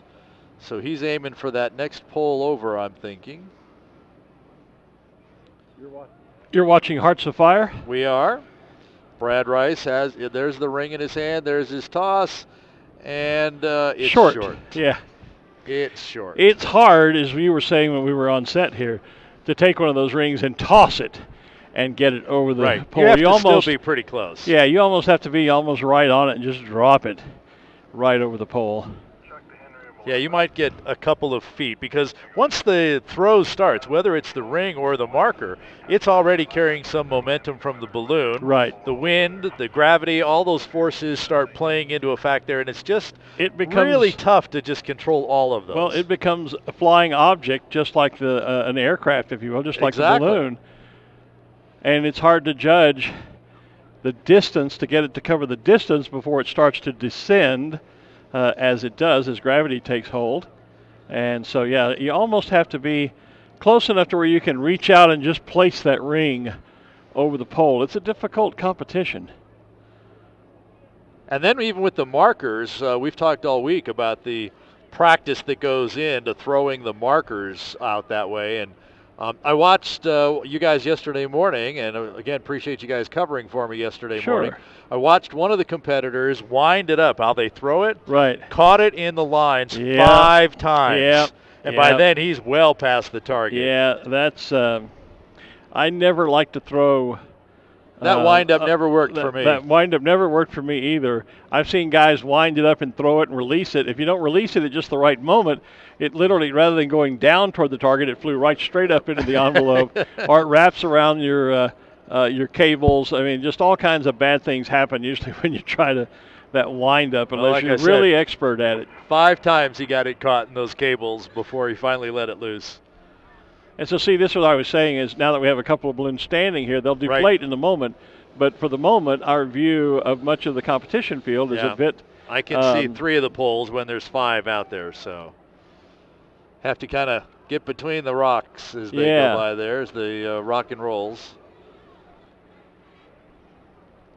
Just going high over our location is Bill Adler and Bill's turn, and I'm looking out there, and way up in the sky is Nick Donner. Nick in an orange balloon that has a black, white, silver, and orange sort of diamond pattern around the center of the balloon. Nick is a 5-time national champion, a past world champion, and he is in the number 21. Just got a pole, we're being told. Let's see who that would be. You can grab that banner number. It is Joe Hartzell. Oh, well, goodness. Why am I not surprised at that? Joe well, now that these balloons deflate in front of us, there he is. Yeah, Joe's a 5-time U.S. national champion. So I'm not at all surprised. And Zarek Wells, who's been in the hunt all week, is dropping in behind. Well, and he got a pole yesterday. Got a pole yesterday. So he's trying to double his money, as it were, I guess. Yep. He's in that yellow balloon, Fairly by the way. Fairly new competitive pilot, yeah. Zarek is. He's the editor of the Cloud Bouncer, which is the newsletter for the Albuquerque Aerostat Ascension Association, the regional balloon club here in Albuquerque. And the balloon he's flying is that bright yellow one with the mustache on it. We just saw the basket in the shot there with there's the skirt on the balloon, the scoop actually on his, black with the yellow right above it. That's as much as of it we saw in the video there, but that was him. So we're getting these great shots of the basket, which we can pull up the number then and find out that that would be Alan Hahn in 102. 102.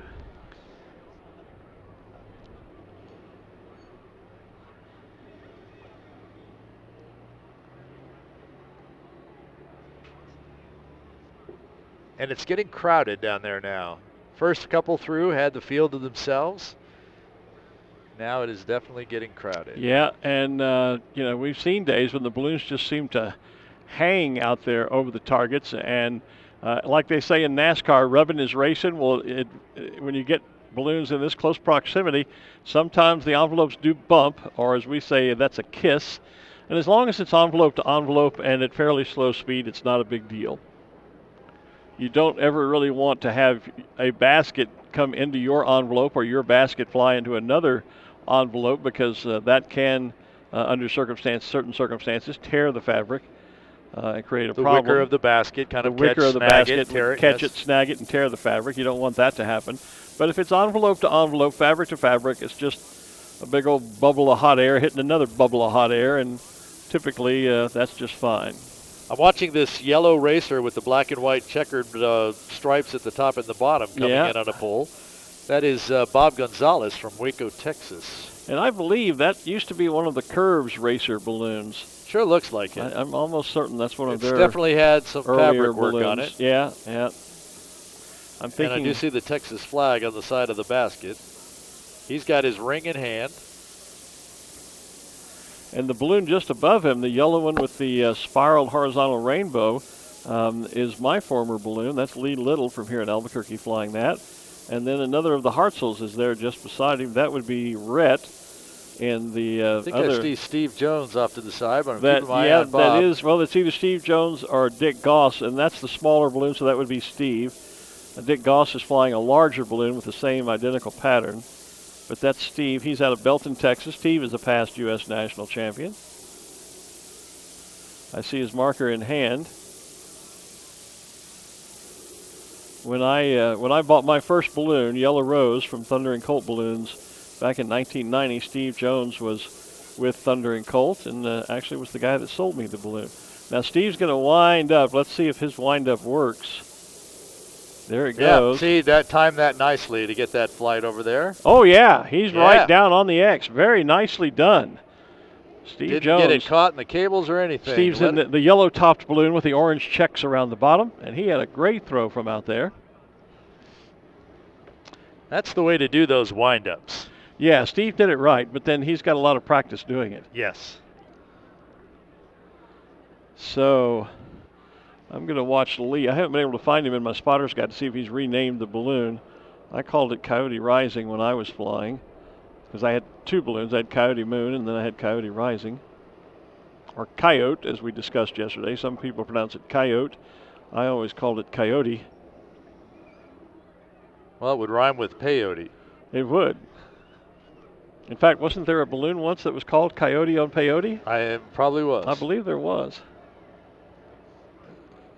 I love the view with these binoculars here. Oh, I know. And watching the pilots, one hand on the burner, one hand on the vent line, and then they try and figure out, where the heck's that marker? Where's that ring? Well, I'm watching. Where do I get my third hand? I'm watching Red Hartzell down low, but then as I look up, there is his brother Lucas Hartzell up there as well. Yep.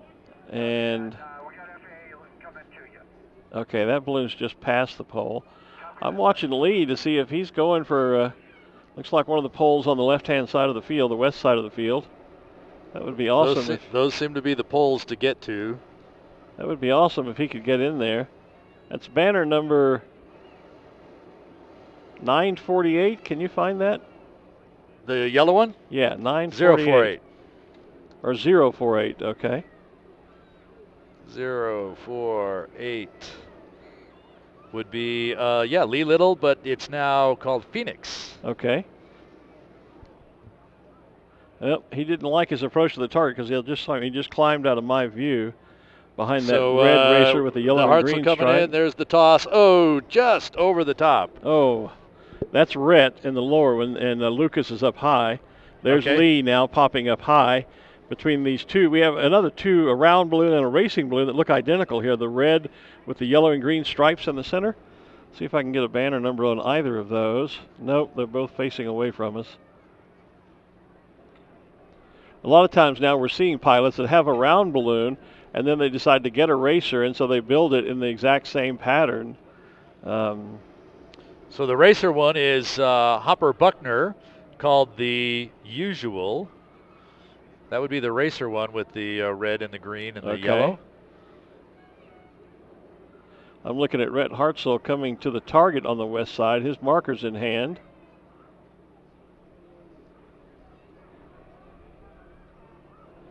He's doing, it looks like he's going to do a little short. He's shortened up, kind of like when you, what did they used to call that when you grip up on a baseball bat? Choke up. Choke up. Well, he's done the same on the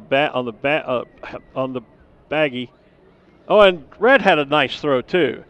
So he missed the pole, but he's got a great score on one of the targets. There you go. But he choked up on the baggie so that when he did the wind up, he wasn't winding the whole thing. He was winding just about a third of it to get the and pilots do that to add momentum and emphasis, not emphasis, but add momentum to the baggie. So the tail doesn't kind of provide so much drag. Right, exactly. Lots of different strategies here. Go farther to the east, drop in and take it back, or just get over the north end and drop down quickly. So speaking of dropping down, Lucas Hartzell now is dropping down from up high. He's in that blue racing balloon with the white stars, and this one does not have the silver outline to the stars. So that would be Lucas, and I'm just watching him through our binoculars. He started his descent. I think, though, that as he comes down, like Lee is doing, he's drifting a little far to the left.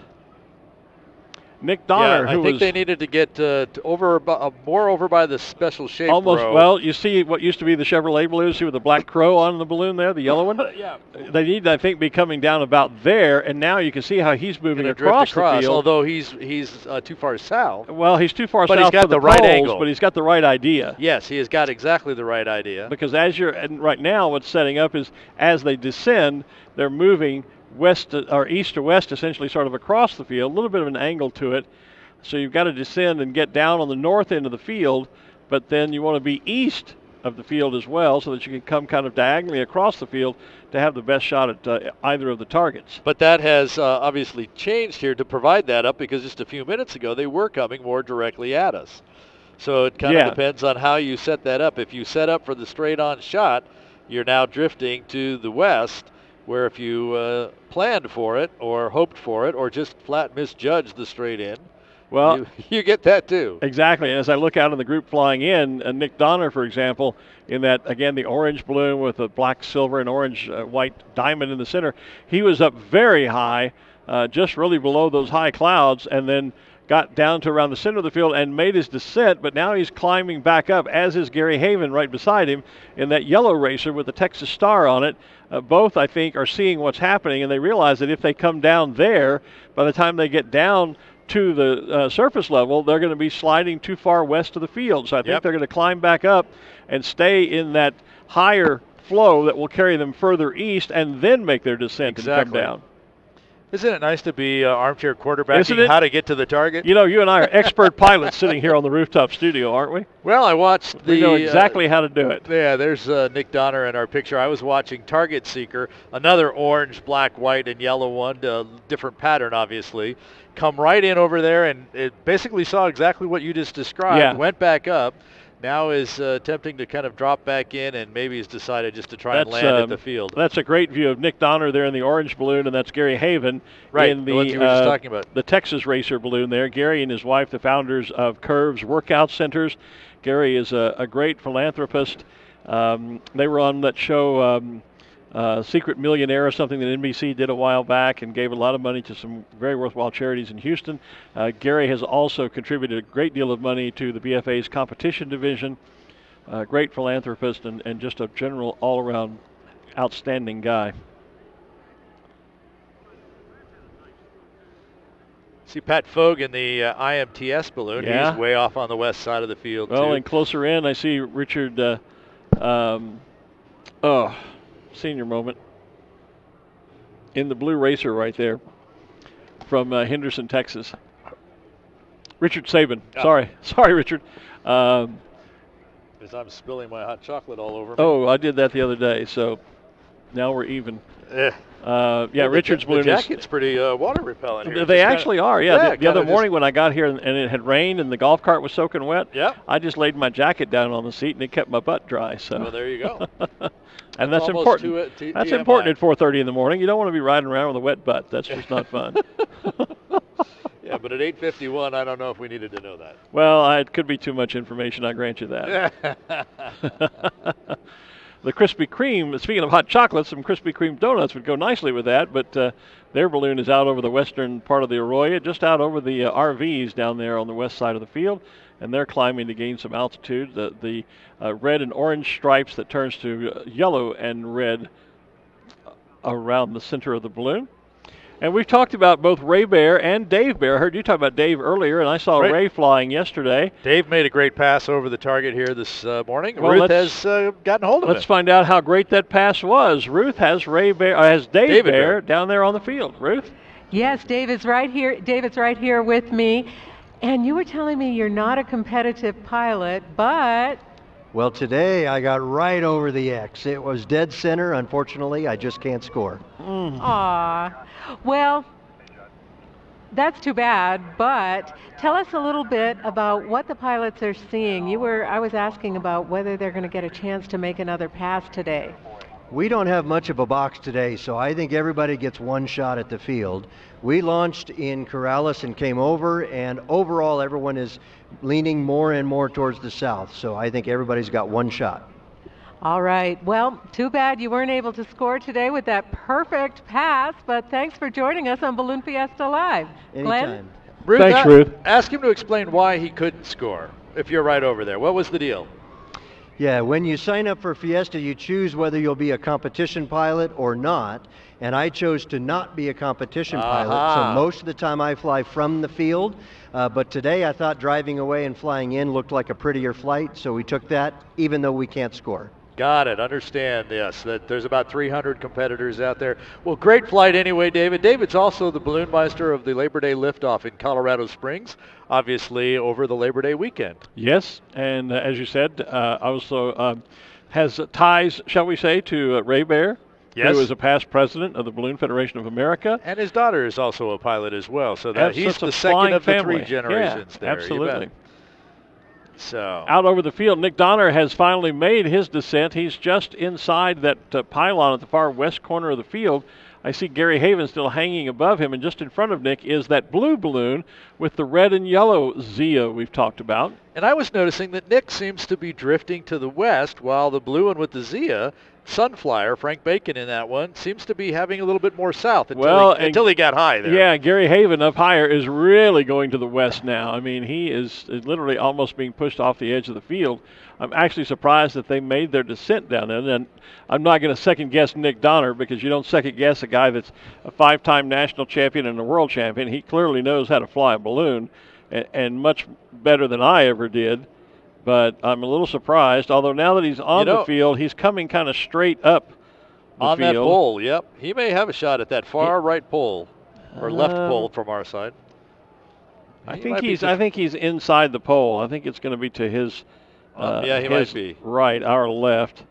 But he's coming straight to the target, and that's what I know Nick is interested in. Well, that's the one that gets you the really big money, the overall. Right. Great prizes on the poles. That's a one-time shot. I'm going to sit here and watch Nick as he comes to it. He's just a couple of feet off the ground. This is going to be one of those, watch this, and just drop it right over the side, I think. Got the binoculars on him. Yeah, me too. Where is that baggie? Oh, there it is. In hand. In hand. La-di-da. Just remember another day to fly at the office. the balloon. Yeah. Was talking with Will Fitzpatrick this morning, who flies the Civil Air Patrol balloon. He's a little wide of the target, but he's got the marker in hand. Yep. So let's see his technique here. Just a good throw. Nicely done. Yep. He's well inside the X. It's hard to tell from our perspective how close. But Nick Donner, ladies and gentlemen, 5-time national champion, past world champion in the orange balloon out there. Just behind him now is Gary Haven in Almost Heaven, his yellow Texas racing balloon. Started talking about it. I talked with Will Fitzpatrick, who flies the Civil Air Patrol balloon, one of the two pilots on that. Well, he came up and spoke to us yesterday morning after you weren't here, of course, but after the flight. We had a nice chat with him here on the tower. So he told me that he had a really great throw. He had one of the cadets in the balloon with him. A great throw, but then he broke kind of the first rule, and that is to aviate, and kind of was paying attention to the throw and not flying the balloon. The balloon hit the ground, therefore penalty points. Yep. And wiped out that great throw. Yeah, that happens. You've always got to remember rule number 1, fly the balloon. Rule number 2, see rule number 1, fly the balloon. Yes. Or the other saying, aviate, navigate, then communicate. Yeah. So fly the balloon, make sure you know where you're going with it, and then tell talk everybody to somebody and tell them what you're doing. You know, it never seems to fail. I'll radio down to our crew when we're flying. So I think I'm going to land at such and such a road right here. And just about the time I finish that transmission on the radio, the wind changes and I go some other direction. Right. So you really got to worry about that aviate and navigate piece. Yeah, and I've been victim to that fly the balloon, fly the balloon, fly the balloon. I know I told the story before on an earlier broadcast. One year, the year that I won, the only pole grab I ever won down in Louisiana. The next day, I was flying one of my crew, and we were right on the target again, and I was impressed with myself because I was that close to the target 2 days in a row. And then there's just that moment, and that's what we were talking about with the pilot of the Civil Air Patrol balloon yesterday, because he had that happen. He hit the ground, and we were talking about, there's that moment when you're looking at the target, and we call it target fixation in the sport. You get so fixated on the target and how you're doing that, you forget to fly the balloon. And sure enough, I'm gonna nail the target second day in a row, which is a real treat and quite a feat for me, because like you were saying, usually when I was that close to the target, it was 10% luck and 90% pilot error, and there's that moment when you go, uh-oh, and you just realize the ground's coming up quicker than you can correct. And you can stop it. And we smacked the ground, and I was flying one of my crew who's part of my family down there. Young lady named Crystal, who's a fairly light young woman, and it was just lucky I didn't bounce her right out of the basket. Sure. We hit so hard. And of course, it was a day like today when after you passed the target, the balloons were all landing right on the edge of the scoring area. So I had all my friends there that were pilots. They were all saying, land here, and I thought, heck no, there's no way I'm landing there and taking all this ridicule. I flew 5 miles further downwind. Hey, Missy on our feed here wants to know if they're racing. So while we call some of these balloons racers, it really isn't a race. It's not a race like you think of like in NASCAR where the first one across the finish line wins. We do have that type of task in ballooning competition, but Not racing too often. Not very often, but it's called a race to a line, and it is a task, but you rarely see it called. Ballooning competition is not really racing. It's a test of accuracy, how accurately you can fly your balloon from your chosen launch site to a target. And then, of course, as we've talked about, it's the art of the throw, getting your marker. Just because you get close to the target doesn't mean you'll score well if you can't throw well. And so it's really test of accuracy. It's not racing to be the first there. It's the last person to the target can actually win everything. So it's not all about being the first one to cross the line. It's all about accuracy.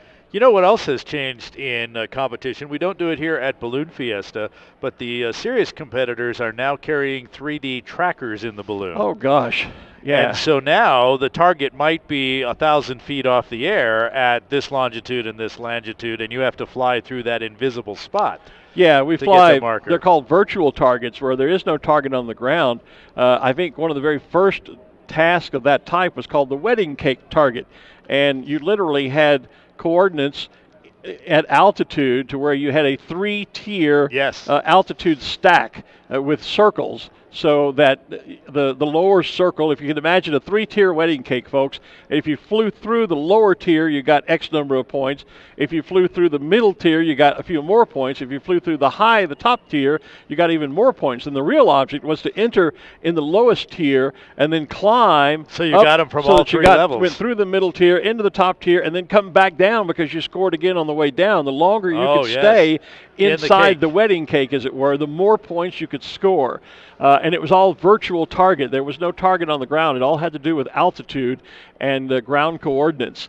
And that's becoming, in fact, they use that a great deal more in Europe than we do. Here in the States, we still tend to fly most tasks using traditional ground targets, but virtual targets using a GPS tracker in the balloon is becoming more and more and more popular over in Europe. Well, and as we see, and it is picking up here in the United States as well, not to the extent you talked about in Great Britain, but in Europe. But we're seeing more and more pilots flying with the GPS units, with the iPads, with all the maps, all those kinds of things on board as we move towards more of those virtual 3D targets. Well, and our pilots are going to have to, because for us to compete successfully in world championships and international championships, our guys and gals need to be able to fly those types of tasks. And traditionally, the U.S. pilots are among the best in the world. Throughout history, we have always had some of the best pilots in the world, and generally we have more people finishing in the top 10, top 15, top 20, etc. in international competitions than any other country. We typically have more competitors entered from the U.S. than the other countries.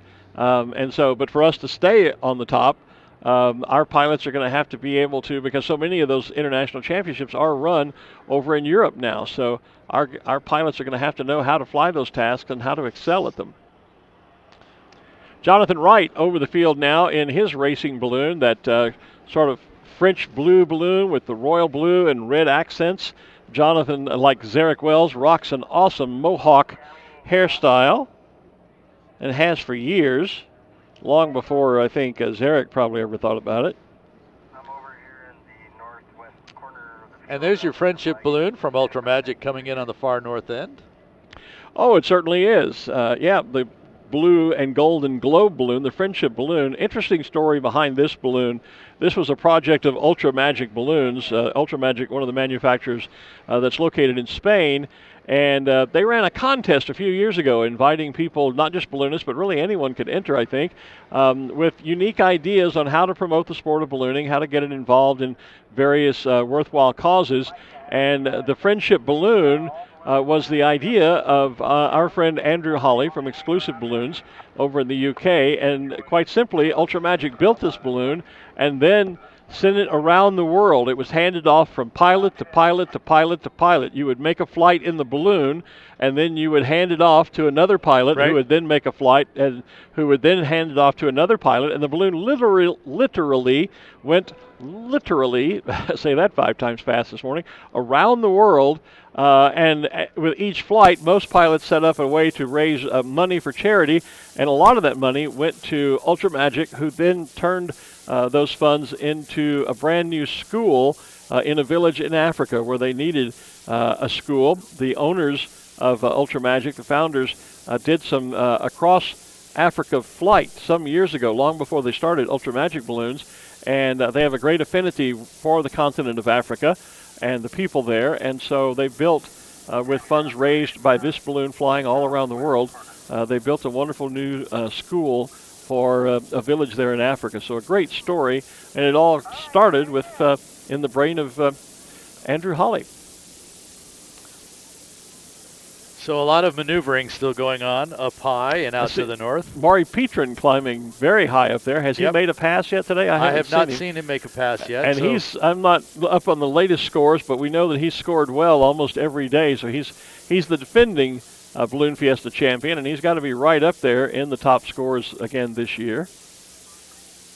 So he's one of the things is, yes, it's good to score well, but you also need to score often. You've got to, the thing about ballooning competition, especially like in nationals and worlds, any event where there are multiple tasks, it's not just enough to score well once or twice. You need to score consistently. So someone who has essentially an average score, but on every task, will beat out someone who scores really well on one task and then doesn't score on the other. So it's as much about consistency as it is excellence. Each task carries a maximum of 1,000 points. So, yes, you could score very well one day and get 1,000 points and then blow it and get a 1 point. But the person who's getting the 700, 700, 700, that's the example of the numbers to go with what you just described. I see. So Maury is way up high there in his racing balloon. It's white with southwestern colors on it, I would say. Purples, yellows, golden, oranges, that kind of thing. Looks like there's a little pieball up there with him, too, a little helium balloon going up next to him. Well, he might have released one from the basket to get an idea what the winds aloft were doing. I see if there's a way back to the east, because he's definitely too far west. And he's getting rapidly too far south as he's working his way over us. And as we heard from Dave Bear, doesn't seem to be much getting you back to the north. No, it's a one-shot deal today. There's not a lot of maneuvering and flying a box to come back around and take a second chance. Line it up right the first time. I see Paul Petrin out there in the Phillips 66 balloon too, one of our sponsors. And still some maneuvering to be done. Meanwhile, there's still a lot of people here, fans of Balloon Fiesta, watching the action this morning, and I understand that Kim Vesley has one of them with her. So, Kim, take it away. Yes, we're standing out here on the center of the field, actually just about 100 feet short of where the poles are. And we've been sitting here watching people throw markers and rings and all kinds of things. And I have here Tim Chavez, who is from Albuquerque. Yeah, that's right. And we've been sitting here just watching the competition. So what have you seen this morning? Well, it looks like the winds have caused some problems for the pilots getting into the area. But so far, we've had 3 or 4 really good attempts, even some spores on the ring toss. It's been there were a couple actually got it over, right? Yeah, there were 3 right in a row. They all lined up and hit the same pole all right in a row. It was pretty cool. Yeah, so and then you've been watching the marker tosses on the X's right as well. Is it your first Balloon Fiesta? No, I think this is like my 20th or something like that. I've been coming ever since old enough to remember. And what do you like about watching the competition? It's such a great showmanship of skill. These pilots are really great at what they do, and it's fun to see how they make decisions and learn wind patterns on the fly. It's really cool. Well, we have lots of people descending actually right where we are, coming down towards the target, so we'll let you guys go ahead and call the action. Okay, thanks, Kim. And while you were talking, Maury Petrin, who we were watching, was way up high, did make a rapid descent, and he's rounding out just about now. Again, he's in this balloon that's largely white, but again with the southwestern colors, the pinks, blues, golden yellows in it. Go ahead, use the word multicolor. No, I'm not going to say multicolor. I'm describing the actual colors. See, he's got like a pink X on this side of the balloon. Right. And coming out from the X is shades of purples and reds and golds. Blues on the other side. So it is multicolored, but I'm trying to be a little bit more descriptive than just saying a multicolored balloon. I think he's still going to be too far west. Well, I was just about to say, but as we can see, even though he made a rather rapid descent, now that he's down, he's really sliding off to the west, and he's out toward the western side of the scoring zone. You know, I'm thinking there's a little confusion going on here because usually balloons in the sky are watching those on the ground as for what direction they're going. And a number of these balloons that have passed the target area and are basically landing at the south end are moving to the east, and that's because the crews are walking them that way. Yeah. Giving, if you don't know that the balloon is being moved, you Oh, think, I on see the what you're saying. ground, Oh, on the ground, then there's- on the ground there's a shift back to the east. Yeah, right. And so I think there's a little confusion or misdirection going on there because it does seem that many of those balloons are dropping too soon. Bit of camouflage going Yeah. on. Yeah, and Moyer he's well out over the western Arroyo there at the edge of the of Balloon He's going to Fiesta fly Park. over our drone guys over there. He might, yeah. I don't think we have our drone So up yeah, at the moment, I see that blue balloon that's just now up there, that blue racer that's beginning to make his descent, and he's over the center of the field. But yeah, if he descends now and the winds stay where they are, he's going to end up way out to the west. You really, again, it's easy to be a backseat pilot from here. Yes. But from what I'm seeing, if I were flying, I would want to get almost over Main Street and then make my descent and let that western push, that east to west push that's happening as they descend, slide me out into the balloon field where I'd have a better chance of scoring. Because by the time, see, Paul Petron's coming down now too in the Phillips 66 balloon, but they're drifting east to west, and by the time they're down to the surface levels, they're already outside of the scoring area or off on the very western edge, so their options are very limited. I'd want to go further east if I could. It could be the wind is dying up there and there's nothing going that direction anymore. Well, and looking at those up there, they pretty much have stopped. I don't see anybody making much progress to the east. In fact, even up high, they're generally coming north to south now, down the field or up the field, depending on your perspective. But there seems to be very little steerage ability to get across the field to the east, as we're suggesting they should. There's one orange one up there. It's got a little bit of east still, looks like. Orange, yellow, and black vertical patterns on there. Well, I'm looking at, I think that's Dick Goss. No, that's not Dick Goss. That's another one that looks similar to his and Steve's, but it's not. But see, now there's Paul Petron now in the Phillips 66 balloon. And see, he's way out over the west corner, and he dropped from essentially over the center of the field. So like I say, I think ideally you'd want to be further east to descend, but I'm just not sure now you can get there. That you can get there. Yeah, it may just be a question of you can't get there from here. So the option is get down as fast as you can and hope to mitigate some of that westerly slide as you come down. Paul has definitely dropped soon enough to be at the level of the poles coming across. But see, here we are right in front of us. We're walking this yellow and pink one across to the east. And yeah, you're right. If you can't see that from they're up walking, above, you think they're flying you would think across. there is an easterly flow down on the surface when in fact there's not. Or at least not a legal one. Man-made one. You know, Paul in the Phillips 66 might just have a good shot at it. Kind of hard to tell a little bit on the perspective here. One angle, he looks like he's going to be a little west of that last pole. And then another angle kind of looks like he might get there. Well, and down here on the ground, many, if not most, of the special shapes now apparently have deflated. Well, it is after 9 o'clock, and they stood up at 7. Yeah, so 2 been hours up for a while. Yeah. We still see the big trainer, the big sneaker down there. Infamous foot. Infamous foot, yeah. And I think that's one of the little. Is that one of the little pirates down there? Yes. And then that's of course, another one that's popular between Peg Leg Pete and the pirate face and this pirate. The yeah, little pirate and we've boy. had Hijack here in the past, a pirate balloon, and a lot of balloons here from the UK. There's our guard wearing his great big felt hat. Turned around to watch us. Paul is definitely too far west to get a pole. Yeah, he's west of that pole, that's for sure. Well, and as you look up now, some of these last balloons they're making a little progress to the east, but they're also moving south as they move east. So it's really kind of a fine line between can you get far enough east to make a descent that won't put you outside of the scoring area, but get there before you're too far to the north. So, or I'm sorry, too far to the south. So quite a lot of strategy having to be played out up there. And changing strategy because the wind conditions, while they're still very nice and calm, great flyable, they are, as you might call, light and variable.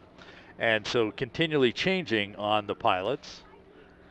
Quick comment here on our Facebook page. Somebody says, "Go Paul," or "Go Paul Petrin," and then just after that, Paul is one of the nicest people in ballooning, and I would certainly agree with that.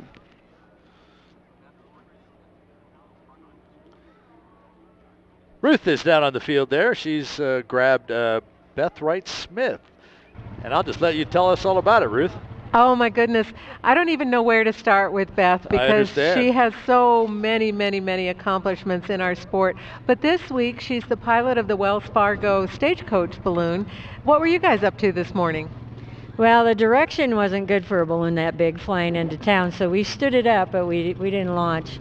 I noticed that the other biggest balloons didn't either. Good. Well, that's okay. Tell us about Wells Fargo's presence and involvement with Balloon Fiesta.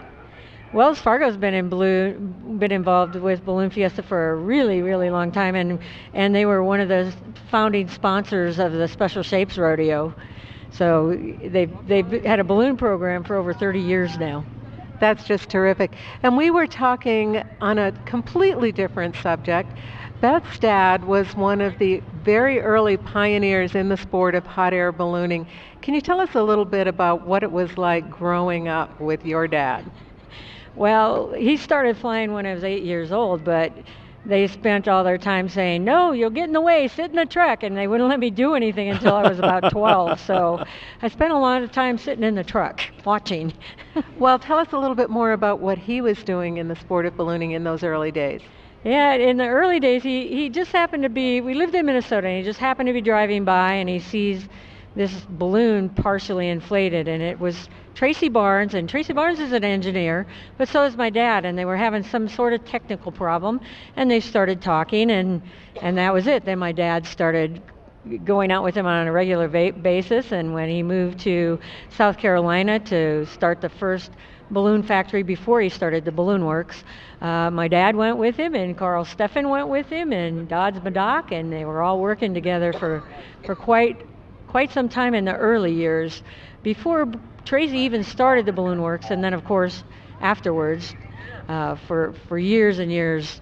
And my dad worked with pretty much every major manufacturer at the time, and ended up with Balloon Ascensions in North Carolina, who became a Firefly Balloon Works dealer with Tracy Barnes, and then eventually he started a repair station on his own and had one of the best known and best, because he's a very detail-oriented guy, one of the best repair stations in the country at the time. That's just terrific. Beth, you have been involved in our sport since its very, very beginning in the world, and we really appreciate your being here with us today.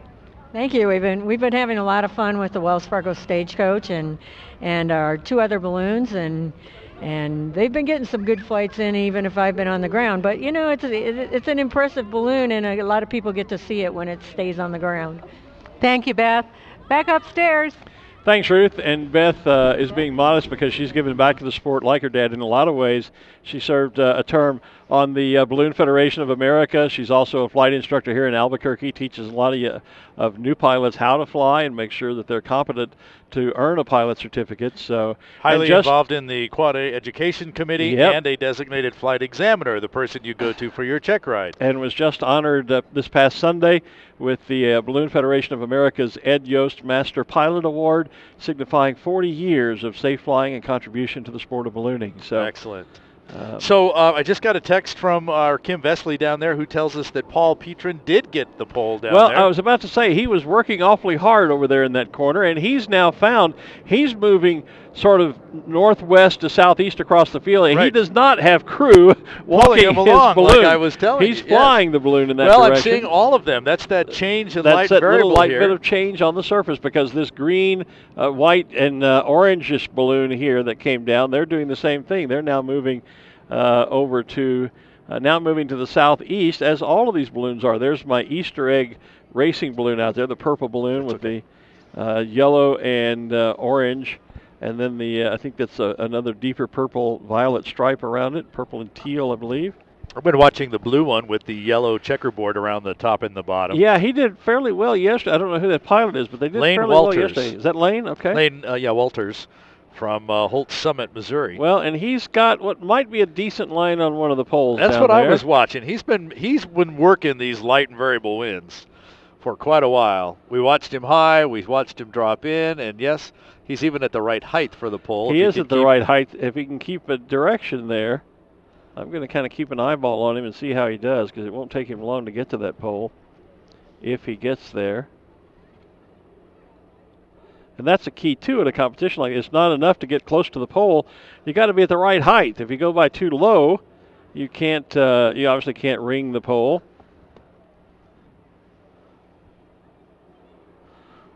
There's a basket full of folks up there with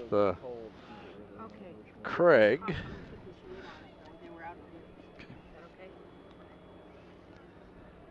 Well, and look what's happened. There's been a bit. Is he now moving back to the west? Lane? It looks like it. He is. And Paul Petrin continues to slide to the east. And I'm watching the red, white, and blue balloon with Craig Pendleton. He's a little high, but he's kind of because Lane coming south. So there's a little bit of everything right there. Lane is now split right between two poles.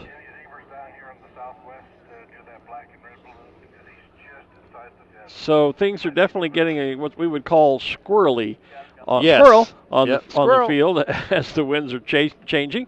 Speaking of having seen changing winds, Ruth has a special guest. Ruth, go ahead. I sure do. I'm with Wanda Culver from Dodge City, Kansas, and her friend Carol Middleton. And what is your name? Jennifer Tetralt. And Jennifer Tetralt. Well, Wanda, she told me I could say this, is 95 years old. Wow. And this is your first balloon fiesta. Tell us what it's been like for you. It's been a ball. And what have you been doing this morning? Been fascinated by the balloons and enjoyed everything that's going on. You've been all over the field today, haven't you? Uh-huh. And what things have you seen that were a surprise to you? Everything, if you really want to know the truth. These balloons are they're beautiful. They really are. We're so glad you're here with us today, Wanda and Carol. And we'll see you back upstairs, Glen. Thanks, Ruth, and happy Balloon Fiesta, Wanda. Nice to have you here. I was watching Lane, and the winds got him because he had a line coming toward one of the poles that looked pretty good. Then, as we said, it shifted, and he went a little bit back west, kind of right down the middle of the field, and then the wind turned again, and by the time it turned, took him back toward the pole, but it took him past the front of the pole. He had already passed it, so he did sort of a zigzag pattern right around one of the poles. Right around down there. one. I hate it when that happens. I hate it when that happens, too. Yeah. Yep. Oh, yeah. That's the vagaries of trying to fly competition ballooning, is you are sometimes at the mercy of the winds, no matter how hard you work and no matter how good a pilot you might be. Oh, now Kim says, well, I'm not sure. Maybe Paul didn't get the pole. She says he missed. Oh, okay. So, but yeah. Well, we'll find out when they post they're bringing him right down here to the south end of the field, and it's not one of our crews there, but they're going to grab him here. We'll check with now Paul. He has people walking the balloon. Actually stopping it, the balloon kept going. Almost tipped him over there. Yeah. Yeah. So he's in good hands now, but we'll know soon enough if he got onto the pole. Hey, we're not far away. What time is it this morning? Oh, yes, we are. It's only 9, not even 9:25 yet. And I was going to say we're not far away from seeing Skytrax. Fast Tracks. Team Fast Tracks. Team Fast Tracks. But yeah, we're over a half hour away yet. Well, one of the jumpers was just here on the tower up until about 5 minutes ago. Oh. The other was the ground person here, so unless they're jumping 3 this morning or they brought a 4th in, but one of the jumpers was here. Of course, they've come and set up their live feed equipment so that we have the ability to track the live helmet cam from inside the plane once they get in range and follow them all the way down and give you a shot of the skydiving from the ground and from the skydiver's perspective. Well, this is a first this morning because I was telling you're taking your jacket off. I was telling one of our PAs, Steve, this morning as he was picking me up that I had on fewer layers than I've worn all week. And this is the first because I'm actually climbing out of a couple of layers while we're here. Well, the sun has actually hit stage. your side of the table. It has. I'm in the sun and you're in the shade. So nah.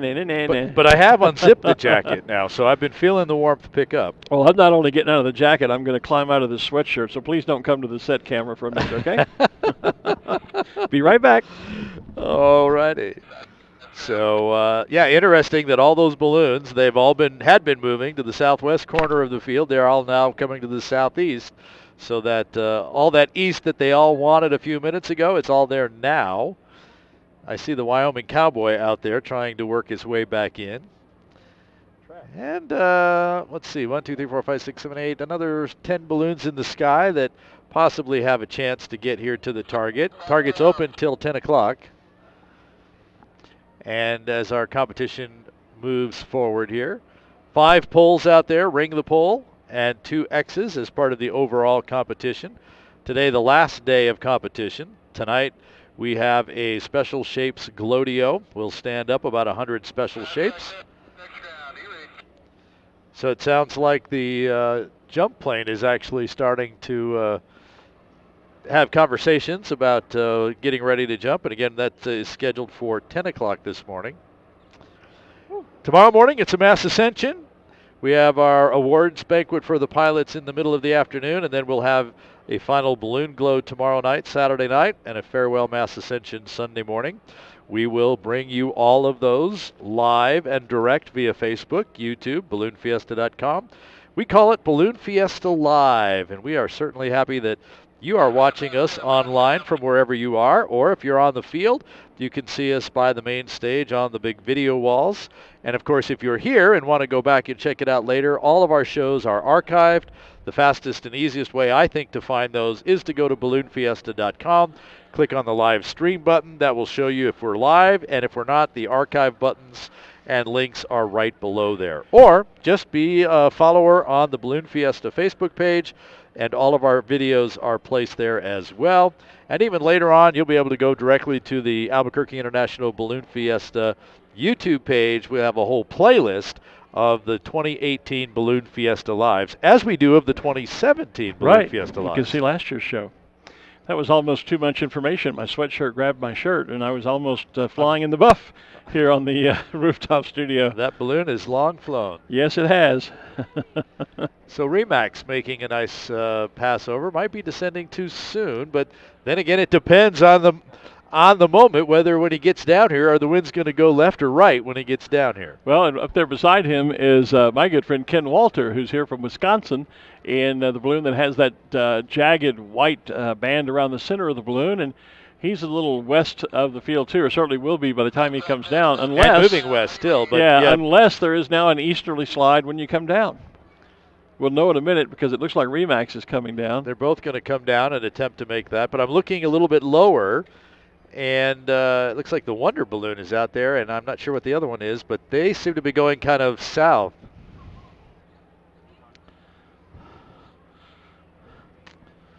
So the Balloon Fiesta, obviously one of the most photographed events in the world. When we were actually processing film, that was easy to document and say so. Right. Now in the world of digital, world, it's a little harder claim to make. But we're convinced it still is. And one of those photographers is with our Kim Vesley. Hello, and we have Steve Scatliff here. Steve just walked across the flagging off of the field where he was actually down on the field by the targets and under the poles. So, Steve, first of all, where are you from? I'm from Albuquerque, New Mexico, resident since 1983. And so this is not your first rodeo here? No, I've been here since the big one back in 1989. Wow, you're a veteran here. What did you get to see out there? You're actually on the field, kind of right underneath the poles and by the targets, right? Yes, it's amazing. It's truly a blessing to get an opportunity to do that. What astounds me, or what just takes me away, is the skill these pilots have. You're able to get a good line on their approach to the targets here on the field, and it's amazing how they're actually sailing. I mean, they have a lot more control of the balloon than what you might think they would. Did you get any exciting moments? I did. Did get a shot of a pilot. Probably he dropped his ring over the pole from a reach of maybe 2 feet. I mean, he was right on top of it. How cool is that? Did you have a favorite thing that you photograph here? I would say the morning sky. As the sun's coming up over the Sandias, the sky will turn so many different hues and shades, and the result is how the light plays off of the balloons, the envelopes, and you really get some nice, vivid, rich coloring. Do you have any tips for just photographers that are out here taking little snapshots? Shoot as much as you can, allowable, because it may take 200 shots to get that very one that's going to bring all your glory. And just to clarify one thing while I have you, Paul did get the pole. The guy that missed was, I was trying to get you an update on the guy that you were talking about that came across after Paul, who didn't quite get there, but we've had a lot of really close attempts and a few that have made it. So it's been a real exciting competition out here this morning. It has. Thanks for the clarification there, Kim. Sometimes text messages kind of get mixed up there, but appreciate the clarification. Yeah, and congratulations to Paul Petrin. Paul Petrin. Am I turned on here? Now that you're there. My headset's up, I couldn't hear for a moment. So yeah, congratulations to Paul Petrin in the Phillips 66 balloon. So I do see Remax kind of high now. Again, came down, and the wind seemed to have shifted back to the west again. So well, and also way high up there, that white balloon with the red, white, and blue spiral around it. That's the City of Plano, Texas balloon, and that'll be Bill Broker flying. Way up! Balloon. I see him. Yeah, way up there. Plano, of course, the host of its very own fine hot air balloon event called the In Touch Credit Union Plano Balloon Festival, and next year will mark the 40th anniversary for that event. That's where I started in ballooning way back in. The mid-1980s, and so kind of a special place in my heart for Plano, and I'm a past president of the Plano Balloon Association, and also where I started writing about balloons, initially writing as the editor for the North Texas Ballooning Association, and then eventually as a freelance writer contributing to what was then Balloon Life magazine. Went on to be editor of that publication for about 5 years. And now, of course, I've been in my 18th year, following in Ruth's footsteps as editor of Ballooning magazine for the Balloon Federation of America. There's the Wyoming balloon with the cowboy on the side. Now, they're well over to the east. I don't know if they're going to try and make a descent. I think they are to the east, but I also think they're too far south to drop in on the targets. Yeah. Continuing to watch the Plano balloon, but I'm also watching farther out the Wonder balloon and the Dot balloon, kind of, which is the current and the old Wonder balloon. The Dot balloon was the original Wonder Bread balloon. So they're both out there in far north and lined up now. Now they have to decide when they come down, is the wind going to go to the west or the east as they come over the field? And so they're quickly calculating, trying to figure out which way is it going to go. And then we should see them drop. When do the targets close? 10 o'clock. Oh my gosh, we're going to be here forever. We've got a half an hour. And we are scheduled for the team fast tracks to drop in at 10 o'clock. Yeah, well, I was thinking maybe. And they're going to leave the scoring area, the flagged off area, flagged until the jumpers jump in. The jumpers are down. Okay, that makes sense. For safety's sake. So I'm listening to the jump plane now. They're going to try and fly over the top high at 30,000 feet, they said. Okay. Yeah, we're gonna offset. There's a lot of balloons. So there's a lot of balloons up there. There's really not that many, but it might seem like a lot. This ain't nothing yet. Yeah, you should have been here an hour ago. I hear the airplane. I've heard him overhead for a while. I've been trying to find him. 4,000 feet here, and they're still climbing. Copy the safety at your discretion. Do what you need to do. All right, we're going to try a pass here. field running westbound. I don't know, stand by, because we may not even be able to look at the Wheaties. Roger that. I'm not sure what that one is. Look at the Wheaties. I'm not sure what that is. Yeah, I'm not sure what balloon he's seeing. He might be flying in a different time and space dimension here. They have their own language, as I've learned just listening to them Well, on they their do. aircraft here. They have the. Yeah, he said he was gonna make a pass to the west, Gary. So maybe we'll. I don't hear him now. I was hearing him overhead for a few minutes, but. So the Plano balloon has made it to the east side of the field. Yep, Billy Broker doing a nice job. It looks like he's just now beginning his descent, I think. Well, watching these right here on the field, the Wyoming Cowboy and this other blue, yellow, white one with the kind of interesting checked pattern there with diamonds and all kinds of things on it. They all do seem to be drifting still slightly to the southwest. So the Plano balloon, the Wonder balloon, the Dot balloon have all made it to the east side of the field, planning on it moving west as they come down and over. Remax has moved off the west side of the field. And so that would leave those three we just talked about, Dot, Wonder, and Plano, and one more way, way, way out west that might still get over here, but probably not quite in time. So Bill Broker bringing Plano down now. He's definitely in a descent. Donna Beck commenting on Facebook, way to go, Paul. You made Erica very happy, I think.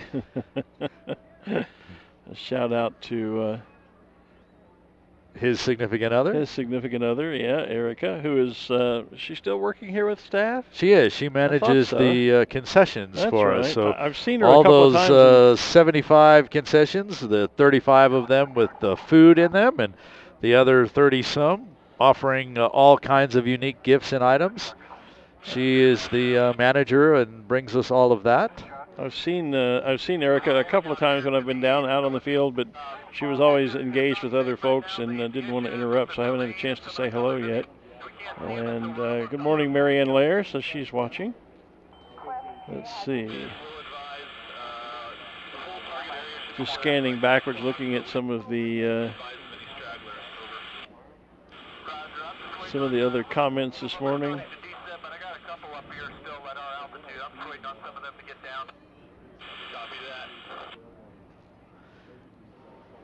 I think this is a new deal for Team Fast Tracks to be flying in with a lot of other aircraft, specifically balloons in the sky. Yeah, specifically balloons. They do a lot of jumping into stadiums, specifically college stadium games. They're kind of up there in the air by themselves, and they jump out and put on a great show. There's 40 members of the Team Fast Track. We have 4 of them here jumping for us. Of course, their chief pilot, Tyler's up there. That's who we're listening to as he's talking to the ground handler, Sam Deeds.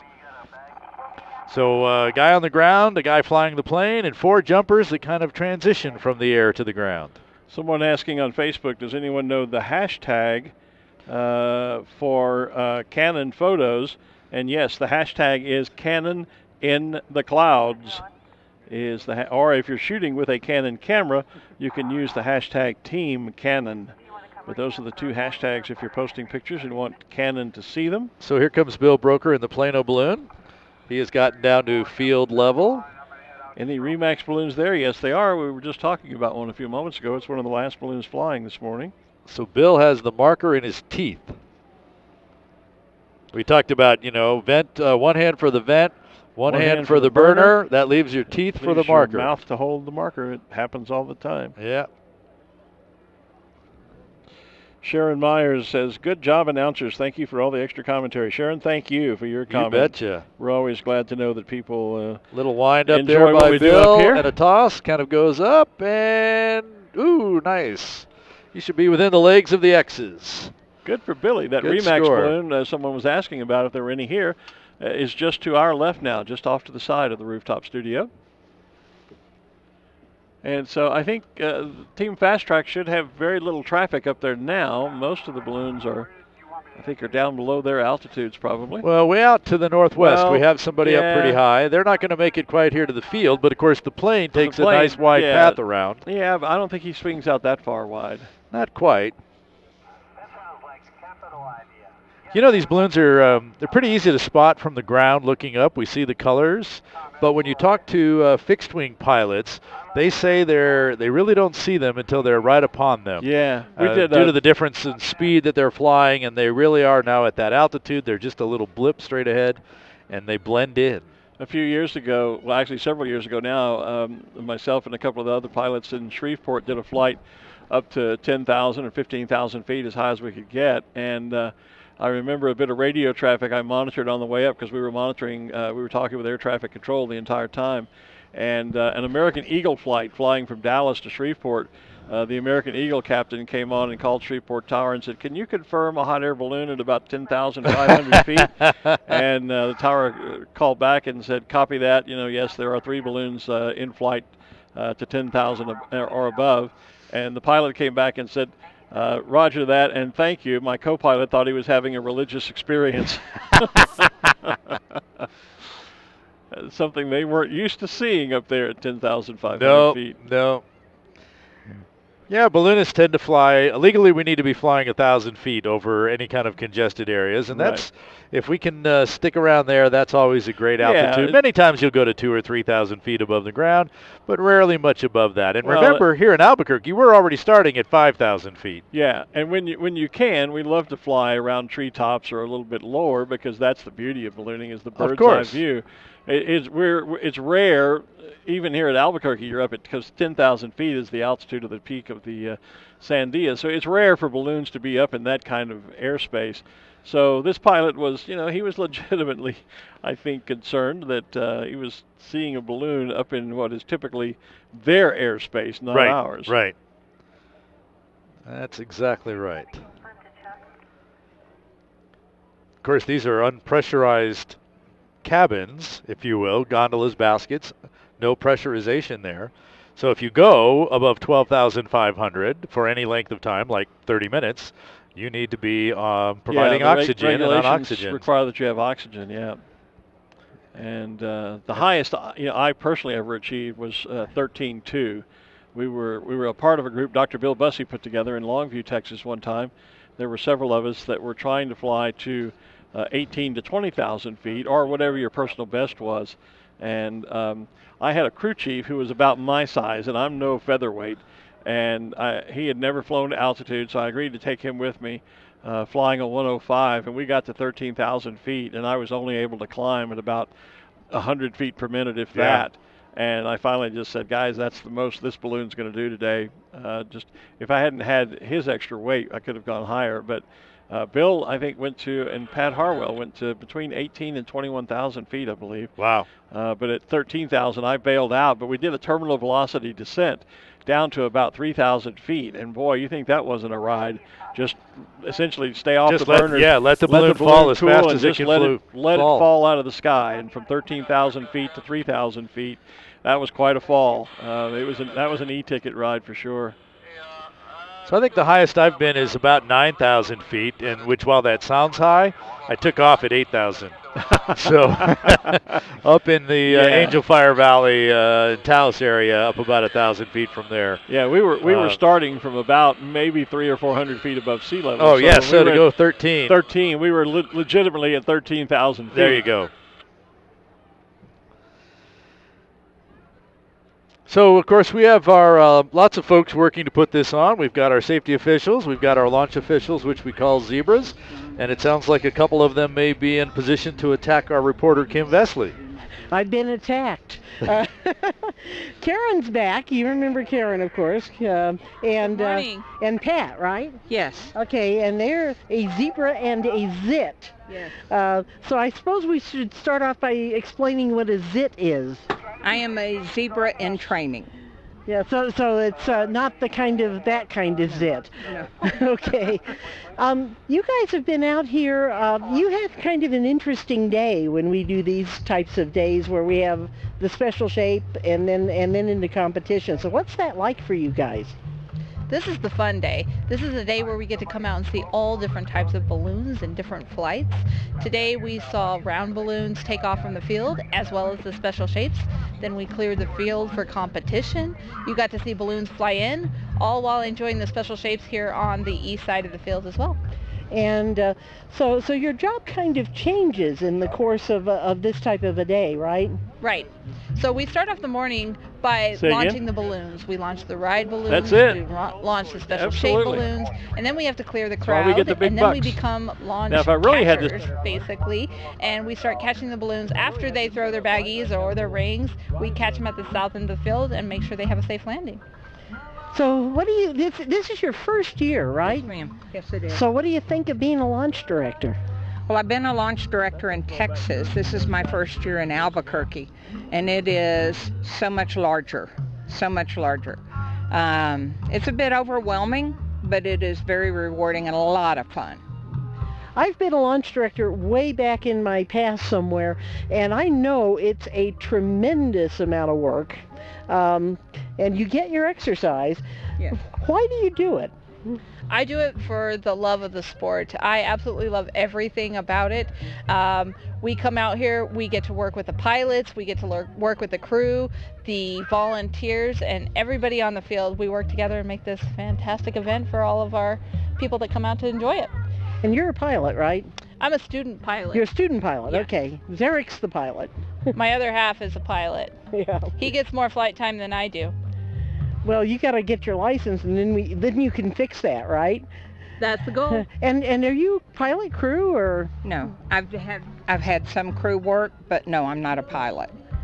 So this is just great. We're so glad to have you out here. How did Zarek do? Did you get to see him? So Zarek came in this morning. He did make it across the field. We didn't get a ring on the pole today, but we did yesterday. Today we did score on the X. Yesterday we didn't score on the target. So it's a win-win. We'll find out where we are in the rankings tomorrow. That's right, at the awards banquet that I think you guys were talking about earlier, right? Yep. So the question for Karen there is, how hard is Zarek to live with after getting that pole yesterday? Okay. Art wants to know how hard Zarek was to live with after getting the ring around the pole. I don't know who was more excited, me or him. There is some photos out there of him super excited. There's photos of me. We went down high-fiving all the crowd. We were on this very ecstatic high yesterday all day, and we're just impatiently waiting for those scores to come out so we can find out where we are in the ranking. It is just so hard to do that. I just don't know if people appreciate how hard it is to fly to one of those poles and then be at the right altitude to get that ring right over the top. It is. We have to work the winds really, really hard to get into the field. You're looking for what we call the hook to come into the field. You can see the balloons hook around. You got to know what direction you are at what altitude just to make it back to the field. Once you get back to the field, you still have to work on getting to the target or getting to the pole. It's not an easy task, but we work on it and we build our skills, and we were a success this year. Well, you did okay. The real question, though, Kim, is which of them uses more hair product in the family? Oh dear. They're asking this question, not me. They want to know which of you uses the most hair product in the family. For those of you who don't know, my husband has a bright yellow mohawk to match the balloon. He does. And I have to say that he actually wins the battle for that one. He puts you should see his side of the sink. He's got all kinds of stuff just to get that mohawk to stay up. Art, you're next on the list. Then we'll put Glen. We're going to get you guys mohawks too. So you really That might be difficult. I don't know if I have enough to do a mohawk. So you really get the inside story here on Balloon You really Fiesta. do. Nothing is sacred here, that's for sure. All right. Thanks, Kim. Thanks, Karen and thanks, Pat. Karen, Kim. Thank Appreciate you, Pat. chatting with us. Yeah, I had a chance to meet Karen and Zarek the other day at the BFA meeting, and he rocks this bright yellow mohawk. He's done all colors, but Has obviously he? the yellow for the new Guilty balloon. Jonathan now. Wright, who's also an Albuquerque balloonist, he rocks a multicolored mohawk most of the time as well. So Seems to No be quite a mohawk, but thing. lots of yellow in the Rainbow Riders balloons. Lots of yellow. You betcha. And we have the Scotty, CEO. let's see. No, I don't think Scotty could rock a mohawk I'm there not without sure some help. either. No, I'm not sure there's enough hair product to make that happen. Yeah.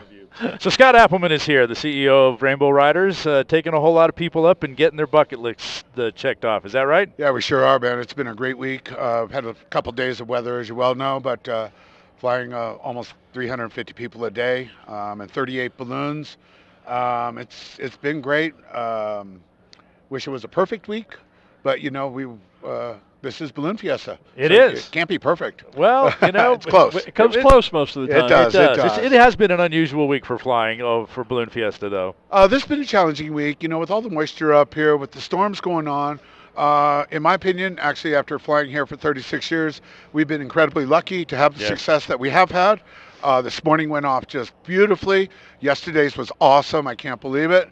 The one thing I would say is one of the unique things about the weather is it appears that we'll have weather this evening where we can actually do a flight for people this evening. Well, I was going to ask you about that because you told me earlier, and we let our audience know that you were going to put an afternoon flight on today, something that you don't typically get a chance to do. Yeah, the demand for the rides was so strong this year.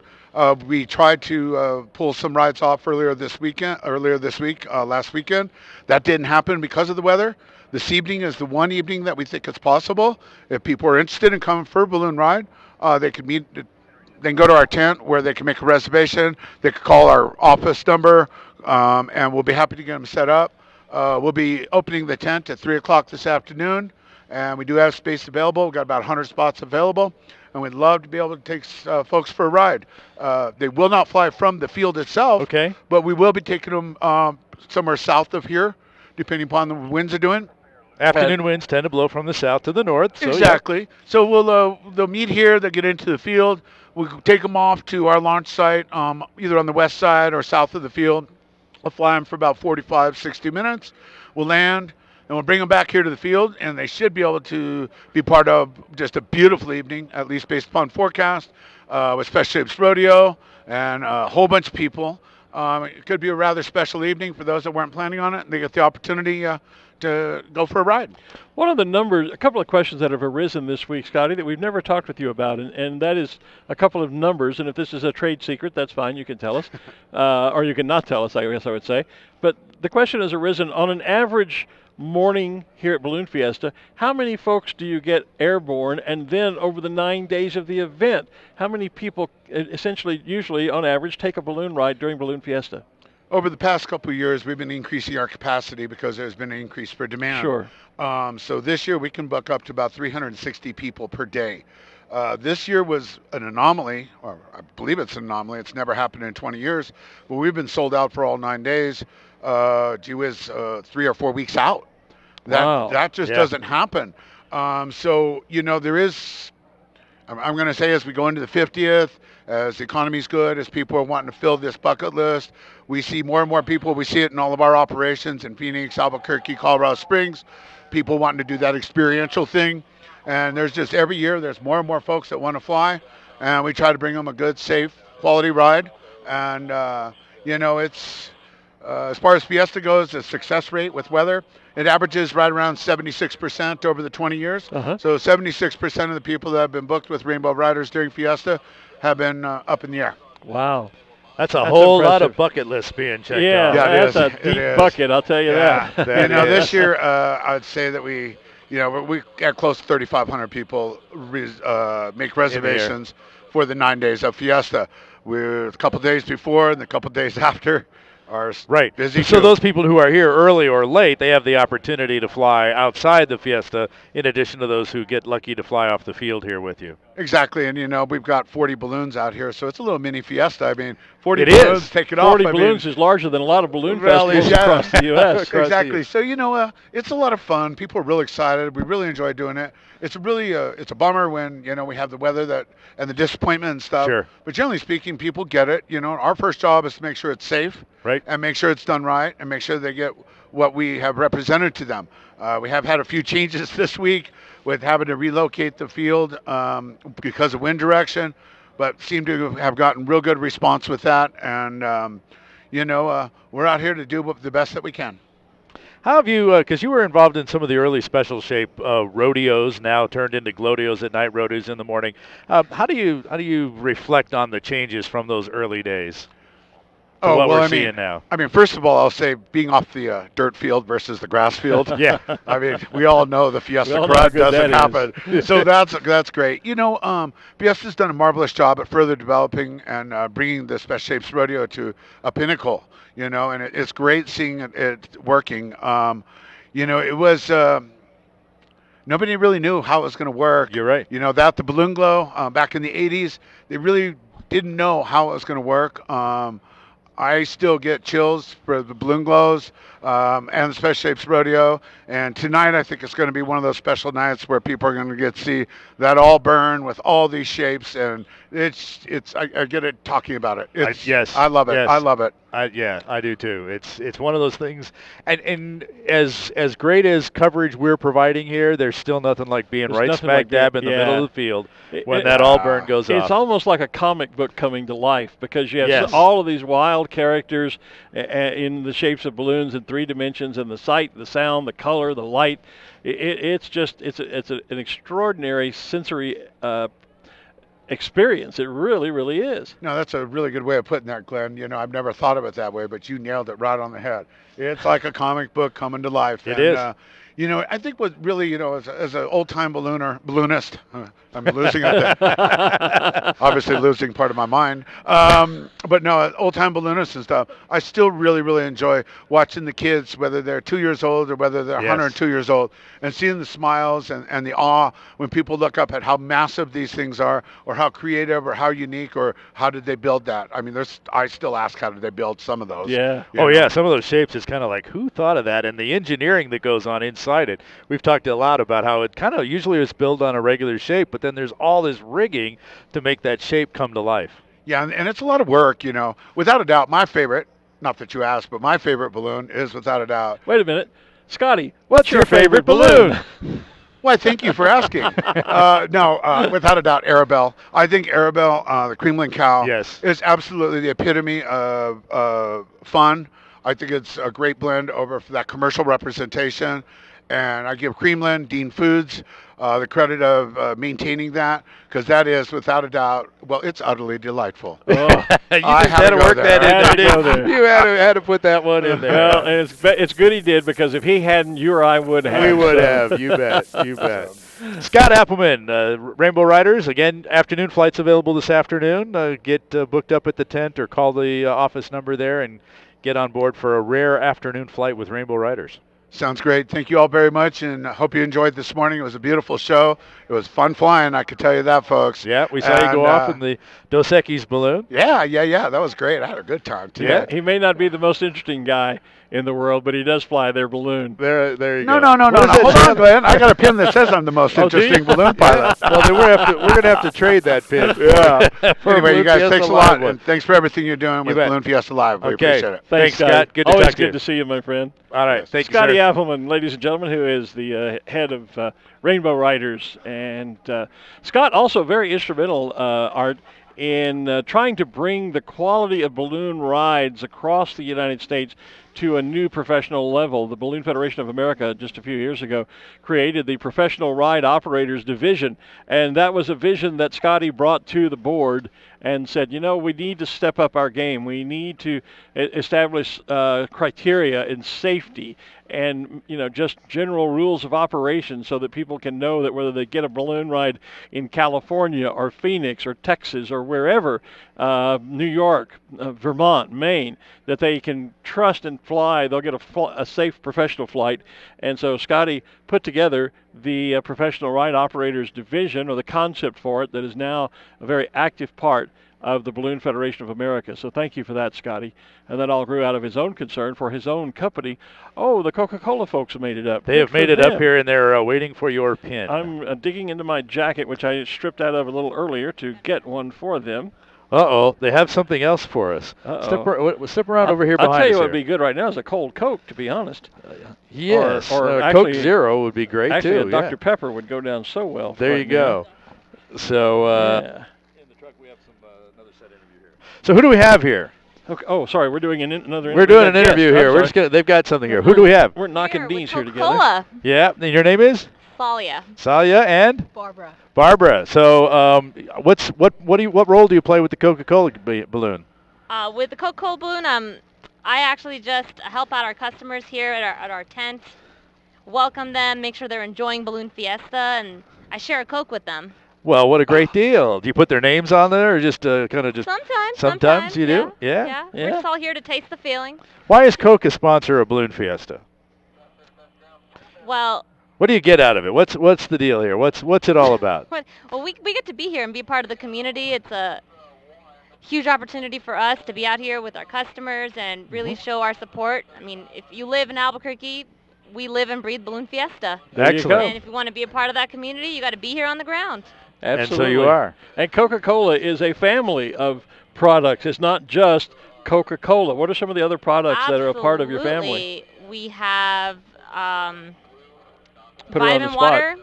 I'm sorry? Vitamin water, Dasani, Smart Water, Powerade, all Coca-Cola products. We have tons of opportunity in the low-calorie and zero-calorie options. So if you're looking for something to I quench noticed- your thirst, it's a Coca-Cola product. I noticed that she was looking at both of us when she said low-calorie or no-calorie products. I used to drink a lot of Coke, and now I've switched to Coke Zero, and it's still my favorite. Yeah. Coke Zero, now it's called Zero Sugar. Yeah, Coke Zero Sugar, that's right. Zero We sugar. need to get the cherry Coke Zero back. It seems to be in short supply here in Albuquerque, so we need to get that back on the market there. Pass that a word, yes. The cherry Coke I'll Zero. make sure they know Balloon Fiesta Live. It's high priority. There you go. It is. I remember going to soda fountains when I was a kid and getting cherry Cokes back in those, and that's when they put a cherry syrup in the regular Coca-Cola. Right. Before cherry Coke was a regular flavor that you could buy in the stores now. Yeah. But yeah, cherry Cokes has been one of my favorites for years Coca-Cola and was years and invented years. by a pharmacist. Say again? So when it originally was invented, it was invented by a pharmacist. Was it You really? had to go down to So the it's pharmacy good for to you. get it. Yeah. Yep. So it's good for you. Yeah. Everything from So bring on the cherry Coke. It was fountain only. You had to go Yes, down it there was. and get a Coke at the pharmacy. Now, I'm dating myself because I can remember those days when it was a fountain-only drink. There you go. And it was a cherry syrup that You must put be in older Coke. than me. I probably am. I think I'm older than dirt. Yeah, well, or that's maybe it. even older than ballooning. Who knows? There you go. So, anything else you want to tell us about Coca-Cola? No, I think that's it. Thank you for having Go us out and share a here. Coke. We're glad to be here. Absolutely. Great. Go out All and right. share a Coke. There you go. bet. Thanks, ladies, for coming up. Appreciate Thank changing you. the bins. It's the real thing after all. See how many other previous advertising slogans we can work into that deal there. So, yeah, and we did get our Coca-Cola pins. That's There you cool. go. As I drop the radio here and Oh, well, that's okay. It's course. only a radio. trying to also listen to the Outstanding. You want to come up and talk to us, Maury? Come on up. Stairway right here. He He's wants, going after he his wants money. money. You've won enough money, buddy. We don't need. Yeah. Just shouting downstairs to Maury Petrin, the defending champion of Balloon Fiesta, who's got to be right up there, chasing that title again this year. If we can get him to run up the stairs here real quick, we'll do another quick interview here while we're waiting. Well, wait. The smoke has just been set off on the field, so the target is closed at 10 o'clock. Which means we're close to Team Fast Tracks diving in as well. Right, and they were supposed to jump at 10, but we still have two balloons right over the field, so we need them to clear the airspace here before we'll be able to do that. It would not be good to have a skydiver jump into. Could they land on top of one of the balloons? Well, that's been done before too. That with the maneuverability there, take they have the ability to kind of maybe fly around it and There you dive go. around it there. But So while we wait on Team Fast Tracks, we're joined on the tower by Maury Petrin, defending champion of the Albuquerque International Balloon Fiesta. You put it in the boat the other day on the Sid Cutter. How are you doing overall in scoring this year? You up there? I'm the only person with 4 scores, and I believe I just repeated. Okay, so that would, if you've been scoring every task, that would put you in. Barring any penalties or anything crazy, I should win by 300 points. Outstanding. Wow. So that would be a repeat. Repeat. Outstanding. Well, congratulations. Yes. We've been watching you, and you did a great job. Today I was telling Nick that it's actually harder when you have a lead to play it safe than it is for me to fly like I Oh, was. yeah. Well, and we were concerned because we watched you make your descent and get pushed way out to the west. How did you manage to score out there? The last 5 or 10 minutes, the wind went crazy. I was actually going back to the north. Oh, wow. We couldn't tell that from here. And we were actually not moving or going back to the north. So I popped up and got a little bump. Got to the middle of the field, which is all I was shooting for the whole time. Just get to the field and threw it from high just to play it safe and get a score. So you come from quite a family in the sport of ballooning. Your dad was one of the first to try to attempt an around-the-world flight. Your brother Johnny is a past national champion, world champion. Your brother Paul, you've won I don't know how many different championships in your flying career.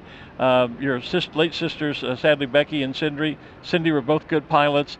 What's it like to be a part of a family that's so deeply involved in ballooning? That's all news to me. I didn't know any of that.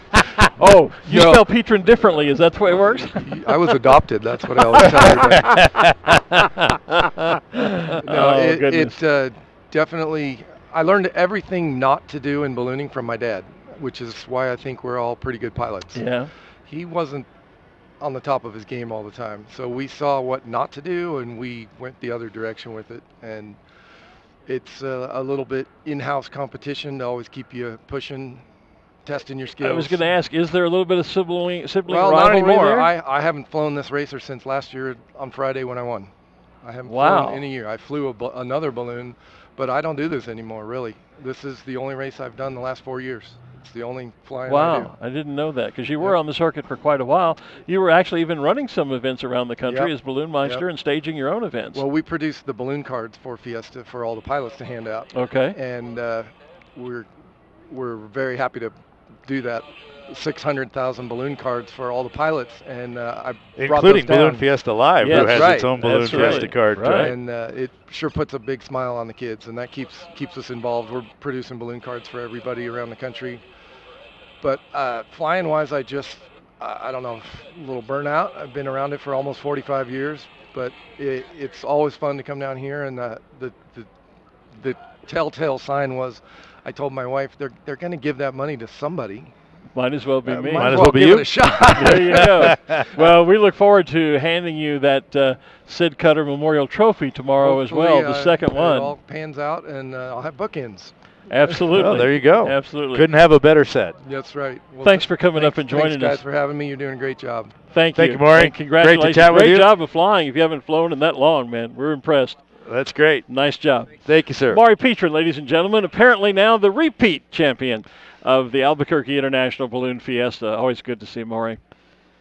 I've had the honor of working with him at some of the events that he staged, and runs a really fine balloon event.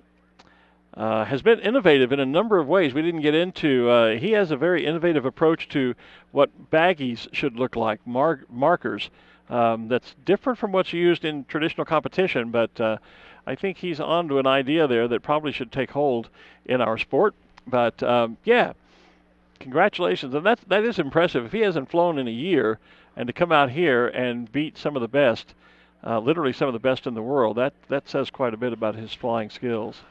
Well, and then Brother Paul did get a pole today. Did get a pole, and Johnny has been pretty much out of the competition this year because he's flying for Canon. Right, so he has other responsibilities. Right. To fly the not only the corporate folks with Canon, but as we've heard, they've surprised a number of their customers. Yeah, he's been with giving balloon some balloon flights rides as well. Here. Yeah, absolutely.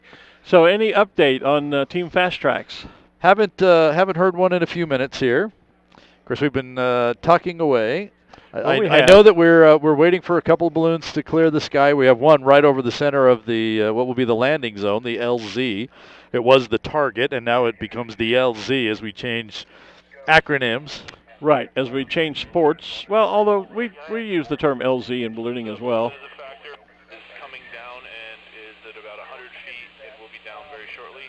So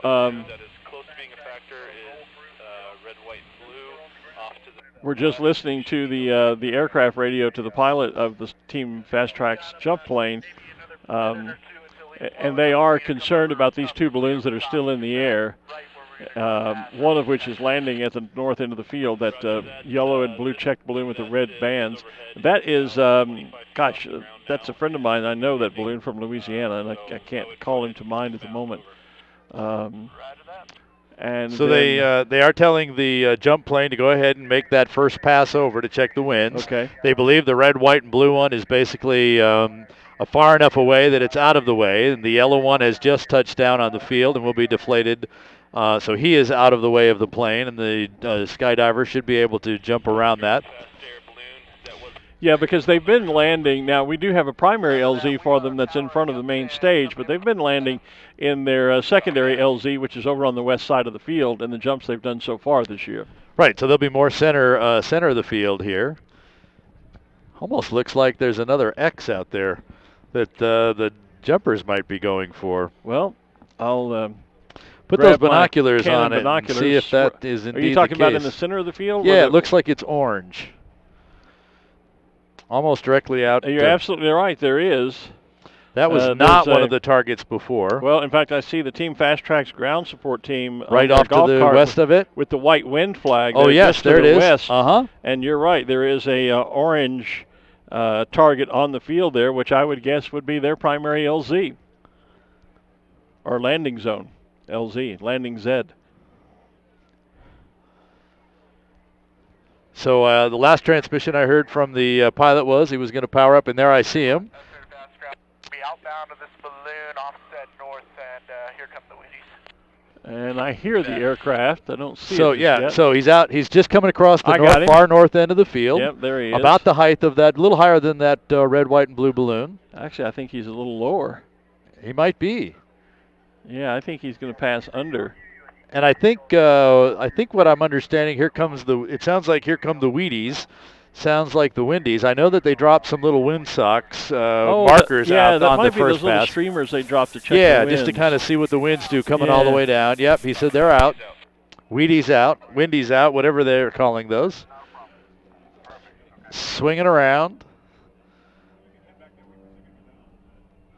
So they make a pass, drop those off, then they come back around, and if everything was right with the dropping of those streamers, they will drop our skydivers as well.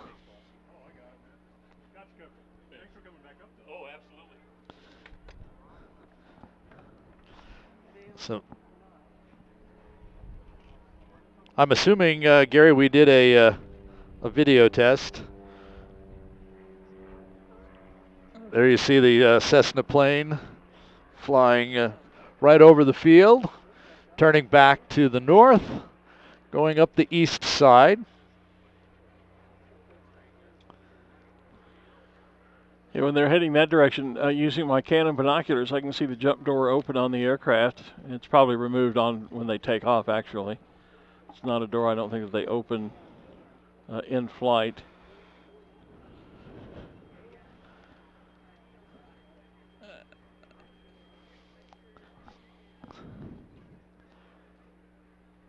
So I'm guessing, since they dropped their little wind streamers, Wheaties, from the next run might be the jump run?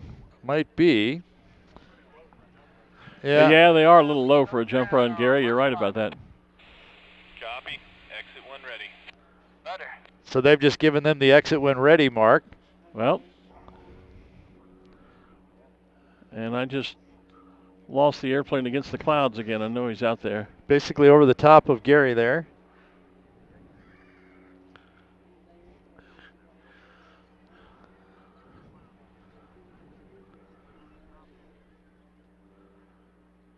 So we're hearing from down in the truck that we do not have their video feed.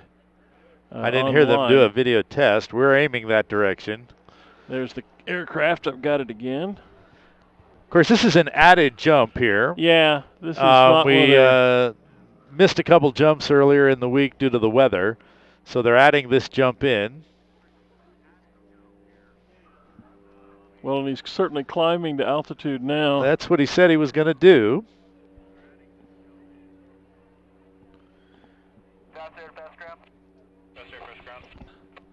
Can we get a live feed check? We're going to do the live feed check now.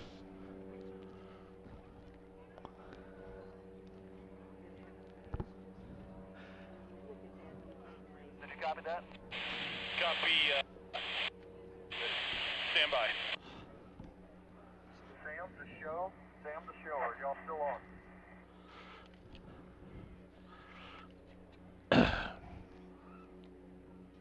Yes, Sam, we are on. Okay, thank you. I was curious if you guys had left at 10. Yep, Joe, you're on. You can broadcast this.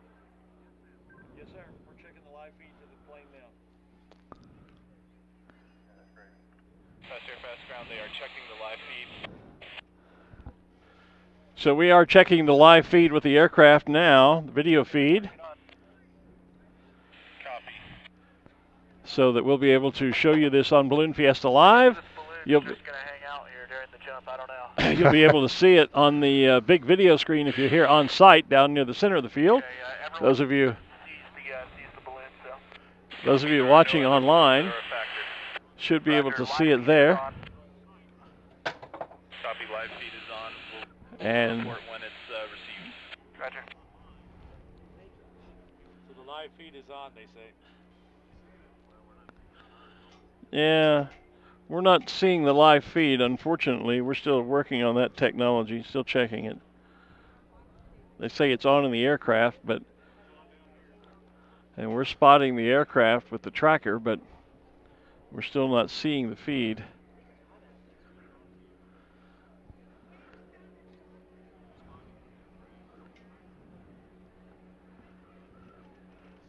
I've lost the aircraft in the sky. So have I. I'm trying to find him again.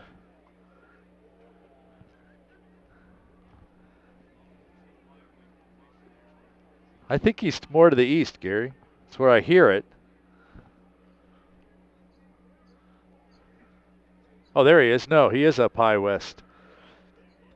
It's much high off the northwest, coming around the west side. I still don't. Still trying to get a. I've got him. Yeah. Gary's right on him. Yep, he is.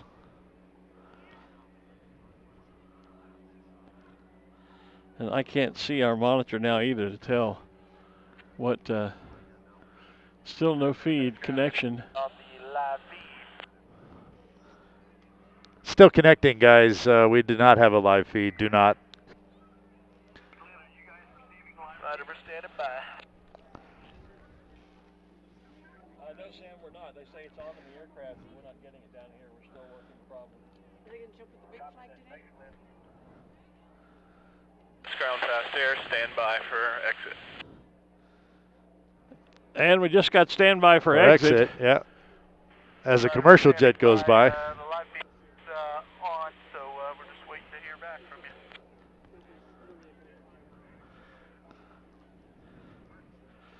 you. Yeah, I just heard the aircraft say the live feed is on. They're waiting to hear from us, but yes, we don't have it yet, I don't think.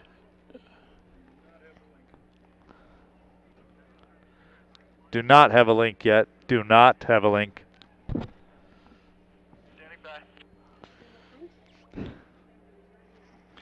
So they're going to continue. Sam Parks advised exit when ready, regardless of live feed, and hopefully they pick it up soon. Over. So they're going to. They're going to let them go ahead and jump. We're going a 2-minute call now. 2 minutes. Yeah.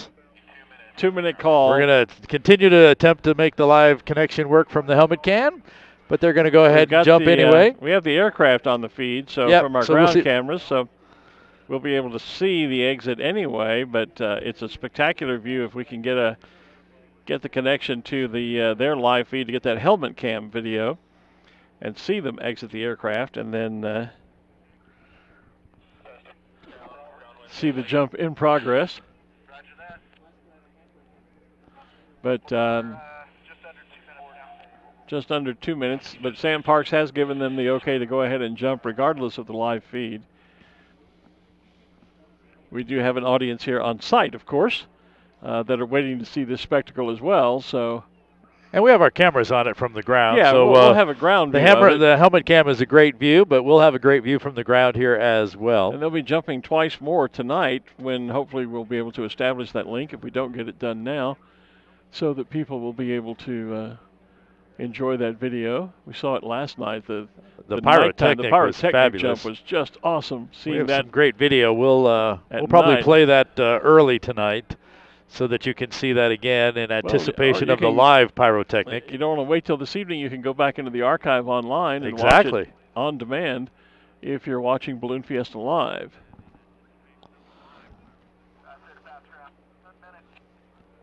One minute, they said. 1 minute call? Yep. Okay.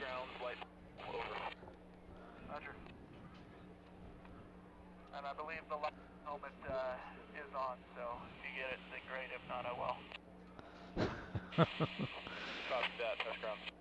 Well, you know that I'm also reminded that they usually record those videos directly. We get a feed off of one helmet, but they run the cameras on all the helmets, and we get their feeds directly from those, which we've put together some edits as well. So, but we're going to have a great jump here in less than a minute as they come around.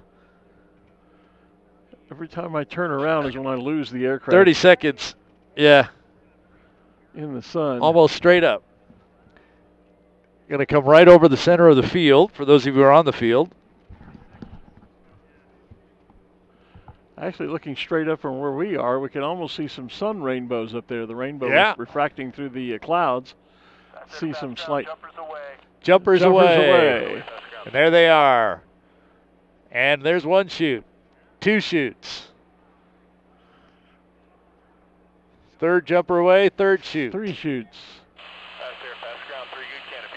Three good So apparently canopies. 3 jumpers this trip and 3 good canopies. So Well, that made sense because one of the jumpers was still down here with us.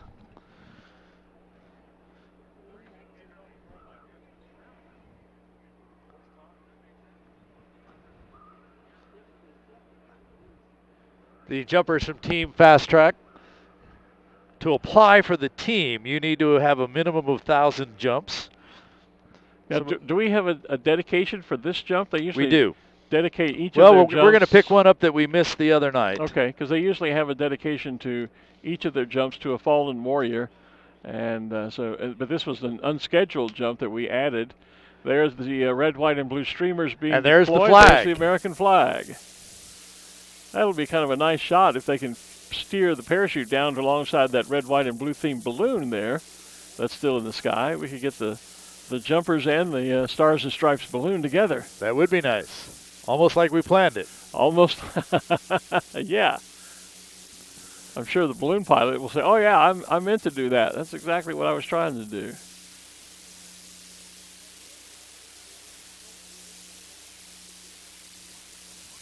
So while they're coming down, let's pass along that dedication. Of course, they dedicate each performance to a fallen warrior. Want me to say that for you? Sure.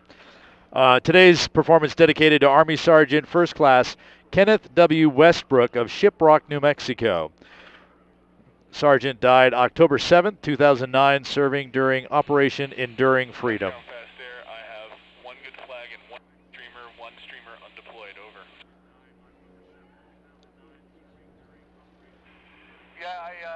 I concur. I got a flag and a streamer, and yeah, it looks like somebody did deploy.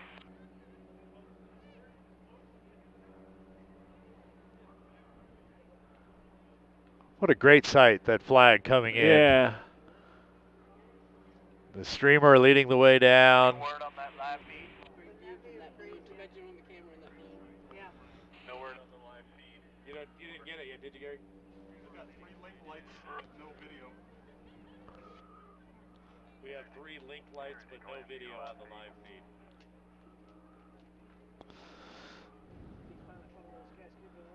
Copy that. Thank you, sir. I was going to say, I've got the flag, but I couldn't see the other 2 jumpers. They're well below Yeah, altitude they're coming now. down more quickly down. now. Yeah. Now I've got all 3 of them.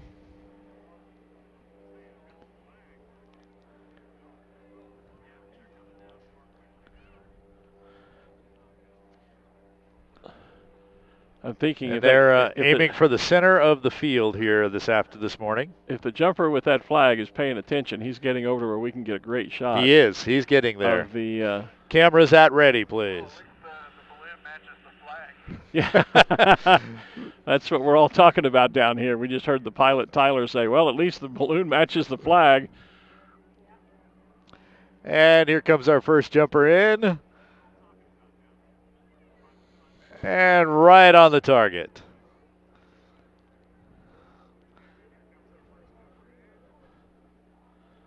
maneuvering those ram chutes. Our dive sponsored by selection.com, at least our video feed. Another direct score on the target. And now all eyes skyward as that huge American flag being brought in.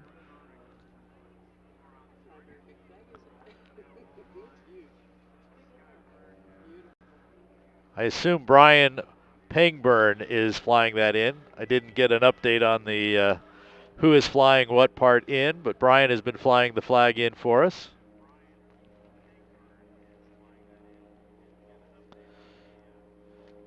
Look at that shot.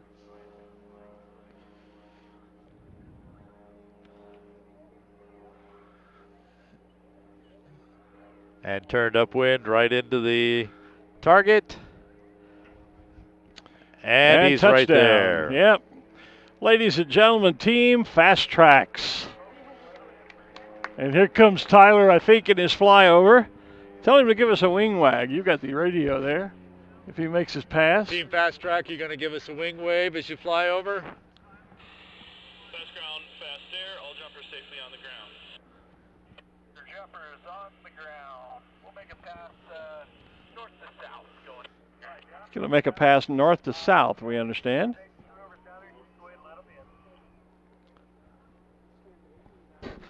And for those of you on the field, they are now going to take the flagging down and allow you into the center of the field. Team Fast Track would be happy to chat with you out there. And we'll get Tyler in the jump plane, making that final pass from north to south. Yep, he's just turning downwind, and he'll be turning on final here in a moment to make a north-south pass right up the field. And here he comes turning on final and going to shoot right down the center of the airfield. Little power to the engine. You can hear the engine revving there. And there's Tyler. Give him a wave, ladies and gentlemen. Great job, Team Fast Track. Bye, Tyler.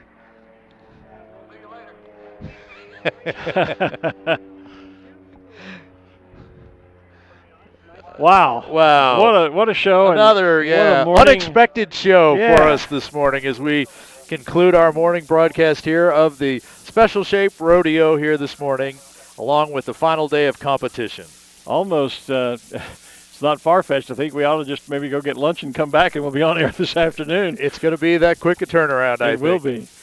So let's wrap this up here then. As I said, a great morning for flying, not only for our special shapes, but also for our competition. Joe Hartzell and Paul Petrin getting a ring around the pole. And those two at least that we know of, maybe more. And what a beautiful morning. Really our best weather day since opening day, actually. And according to Scott Appleman from Rainbow Riders, they're expecting a great afternoon and evening. And if they're thinking they can fly tonight, that should be really good indication of things will go well for our Rodeo Glowdeo tonight. And we've not had real good luck with our glows so far this year. Nope, so we need a good one tonight. Hopefully that's going to happen. Our 100 special shapes standing up. Of course, our Team Fast Track will be dropping in with the flag to get that started. Then our glow. Then the pyrotechnic jump from Team Fast Track. And if you missed that last night, you do not want to miss it. We got to rack that video and show that early this evening so people have a sense of what's coming. That was just fabulous, both in person and even the video that we've managed to capture of it is great too. I bet so. And then, of course, the great fireworks that we have afterwards as well, our Afterglow fireworks, sponsored by San Diego RV Resort and Casino. So it'll be quite an exciting afternoon. Gates open, 4 o'clock, I believe? 3:30 actually in the afternoon. Gates open at 3:30. Okay. Get here early. All the activities, there's music on the stage starting about 5 o'clock. Of course, the vendors will be open at 3:30, so you can come out and have that late lunch, early dinner, and a late dinner as well as we stay open till 9-ish or so. Get your shopping done. By the way, I understand from the merchandise manager that much of the official merchandise, including sportswear, is selling out. Wow. So if you've been waiting till the last day, I'll get it on Friday, I'll get it on Saturday, I'll get it on my way out on Sunday. Don't wait. Get it while you're here. And for those of you watching online, there is from balloonfiesta.com, there is a merchandise tab. You can get much of the merchandise directly online as well at balloonfiesta.com. I'm going to stick my Coca-Cola pin here. There on you my go. lanyard. That's a quality pin. That's heavy. That is. That's one of the official sponsor pins that they made. It's got the Balloon Fiesta logo on it, and then the balloon of the sponsor is an additional piece put on side that put on pin. top of it. Yeah, it's got the 47 number on it. So it's very nice here. And the date. So we've had a great morning here. Ruth Lind and Kim Vesley down on the field for us. All of our great Windfire production folks getting us these great shots and the interviews and all the great pictures that we've had here today. People watching from all around the world, we thank you for checking in with us and all of your hellos and nice comments. We appreciate all of that. Be sure and share it out, like it, follow us, all those good social media things. Go back and watch the archives if you missed any part of it. They're all there from all the previous events as well. I'm Art Lloyd Jr. I'm Glen Moyer. Thanks for watching us today. We'll be back this afternoon for another Special Shapes Glowdeo Rodeo. Have a great day, everybody. Bye-bye. This has been live coverage of the 2018 Albuquerque International Balloon Fiesta presented by Canon. Always in October and always in Albuquerque, the Albuquerque International Balloon Fiesta is the world's premier ballooning event. This program is a production of AIBF Inc., all rights reserved. Thanks for watching Balloon Fiesta Live.